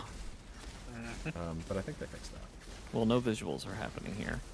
Well, if they have the impale effect on them when they die, then you'll see them get spiked.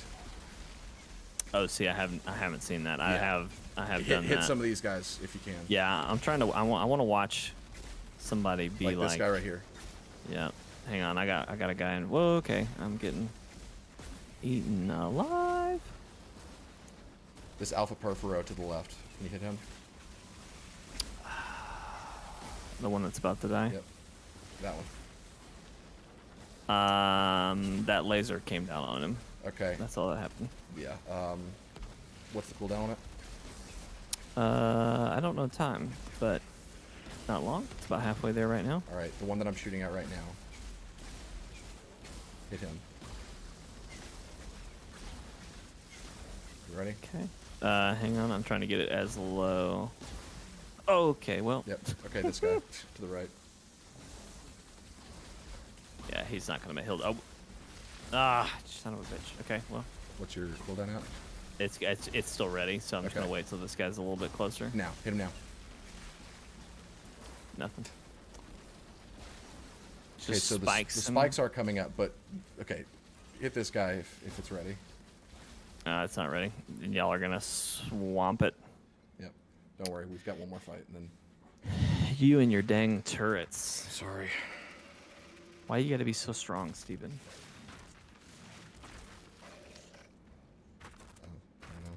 I don't know. Why you gotta be so strong?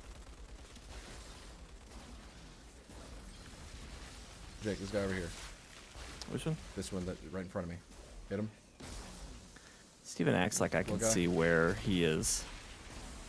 Yeah, I don't know. It doesn't seem like it's doing Interesting. anything. I don't know if it's just too weak, still not hurting him enough to do it or what, but That's weird.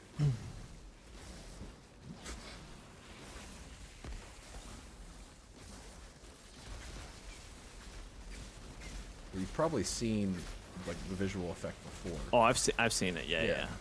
There's a monster or a damage type rather in Elden Ring that does essentially the same thing. Yeah. No, it was devastating. Yeah. I'm getting ammo and then I'll come back.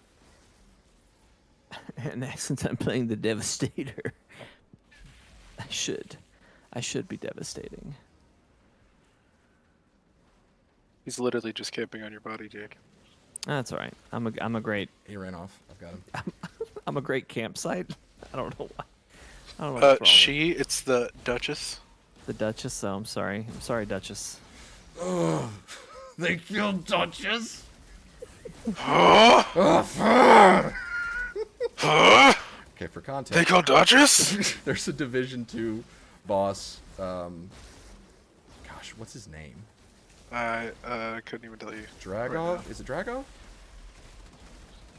Possibly. Okay, sure. We'll just call him Dragov. He's one of the warlords of New York, and his whole thing. He's basically Vin Diesel from Fast and Furious if he was in the apocalypse, because his whole thing is family, right? He's hooked up with the Rikers, which are a faction that consisted initially of prisoners from Rikers Island, hence the name. And so he's taken over the stock exchange, right? That's where he was. And so that's kind of their base of operation. And his right hand, probably his lover, we don't know because there's not a lot of he's talking about his family the whole time, so everyone's his family, probably even his lover.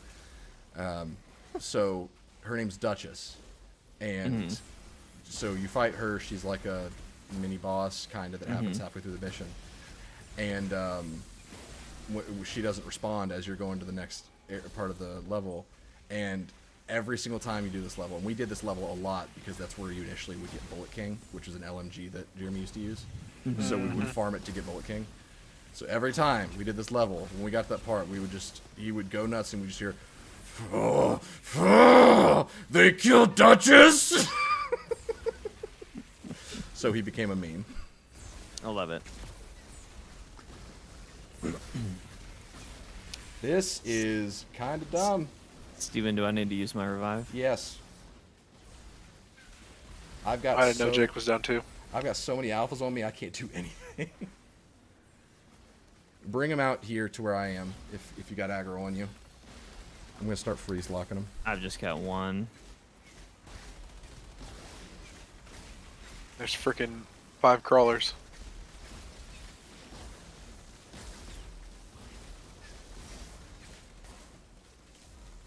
Austin, send that meme.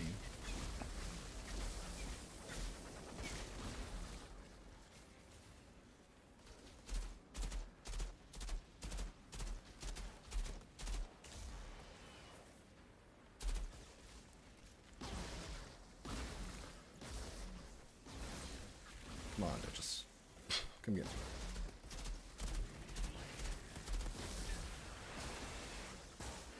me. Ooh, excuse me. Sorry. Sound like an elf. They did.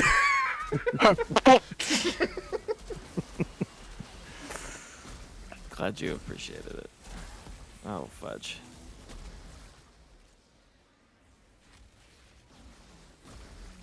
Whew. Do it, I dare you. That's what I thought.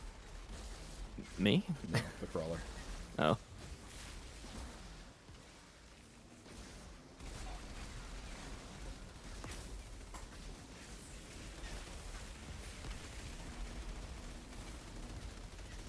I don't like being frozen by fire.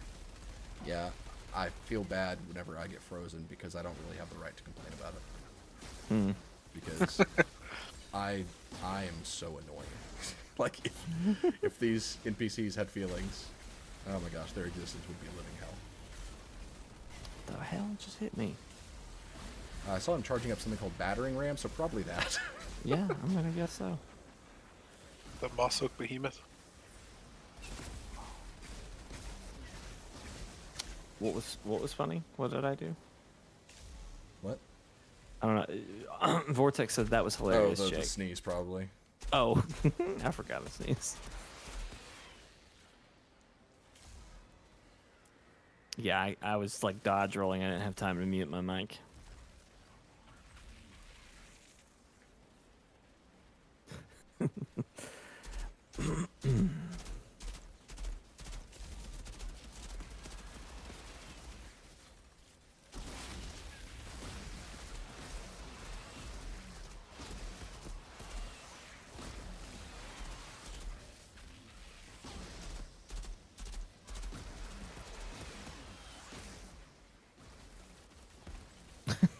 Me imploding. You really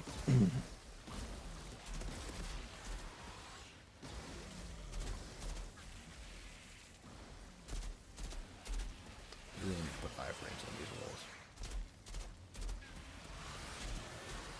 I think that's what it's missing.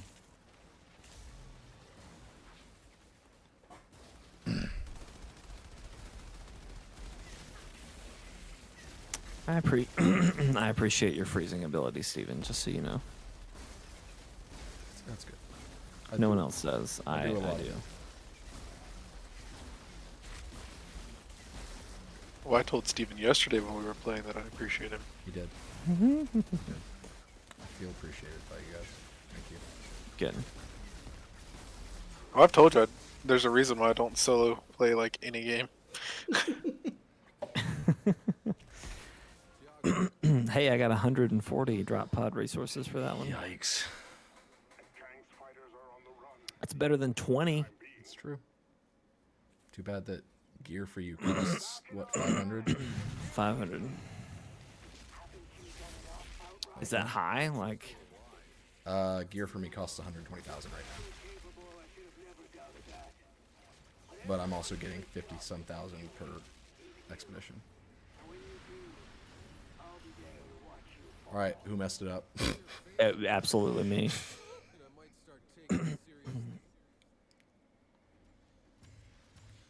I blame the stairwell. The stairs.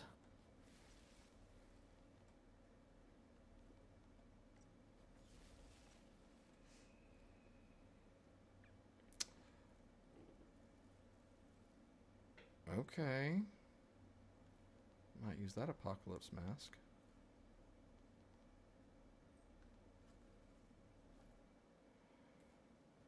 I'm good to go. Same. Take me home, Carolina. West Virginia. Oh, sorry. Take me home, Carolina. That could be another song, but I. Oh, yes. I'm just making up shit. You know me. You know I me. thought you were gonna take me home, country road, West I just Virginia. gonna sing the song backwards. Whoa! Look at me. 800,000 damage. That's 8 million, bud. 8 million, even better. And you got a whopping 3 kills. Boom. Hell yeah. How do you I'm- spell I'm- aesthetic? I'm coming up in the world. Just AESTHETIC. Really? Sure. really. Cool. Now I get to waste 114,000. You know what? I'm gonna save them. All right, gang. Well, that's gonna do it for tonight's stream. Thank y'all for watching. Thank you for listening. Or listening. Oh. Whatever. Hey. Hanging out. Yeah. That's the podcast. Yeah. Sorry. I'm sharing my screen. Hold on just a sec. Gotta show you these old people. Why are you sharing my? Oh. Are you gonna share it to the stream, or do you just want my reaction? Look, I'm gonna take your reaction. If it's good, then I'll give it. You can give it to everybody. Oh, okay. All right. While Steven's doing that, I'll just remind anyone that's listening or watching later. Watching. That's what I just said. Anyone watching later that we will be doing. We're gonna plan to do the podcast Monday. Oh my god.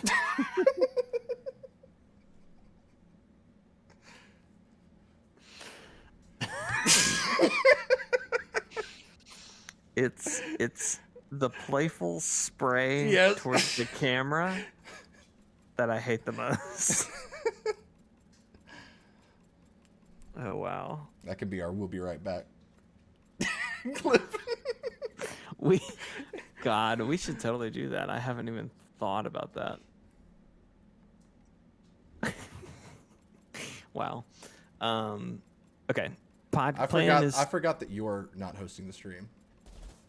That's why I was wondering why you Yeah. wanted to send it to me. Here, I'll show it to you guys. Hold on. Where's OBS? There's OBS. I love that you forgot that you were hosting. I mean, because we streamed yesterday for so long that I'm still in that mode. Yeah, Oh, I mean, hold we on. definitely made up for a week Window worth of capture time. is what I need. You know. Forgot how to do this for a second. We will plan is to do a podcast tomorrow, or I'm sorry, Monday night. At this point, I'm liking the idea of a tier list Yeah. for favorite 4th of July foods, or Okay. cookout foods, I guess is a better way to put it. Yeah. Picnic, cookout, barbecue. Yeah, Can't go wrong. can't go wrong. Or can you? Ooh, the Find out. thumbnail for that's gonna be fun. Yeah. Yeah, gonna be good. We'll do a tier list of that. If for some reason we What the heck? have to bail on that, we'll Just looked over at my third monitor and there's just this old couple playing with a hose. oh, it's great. All right, let's know that. We'll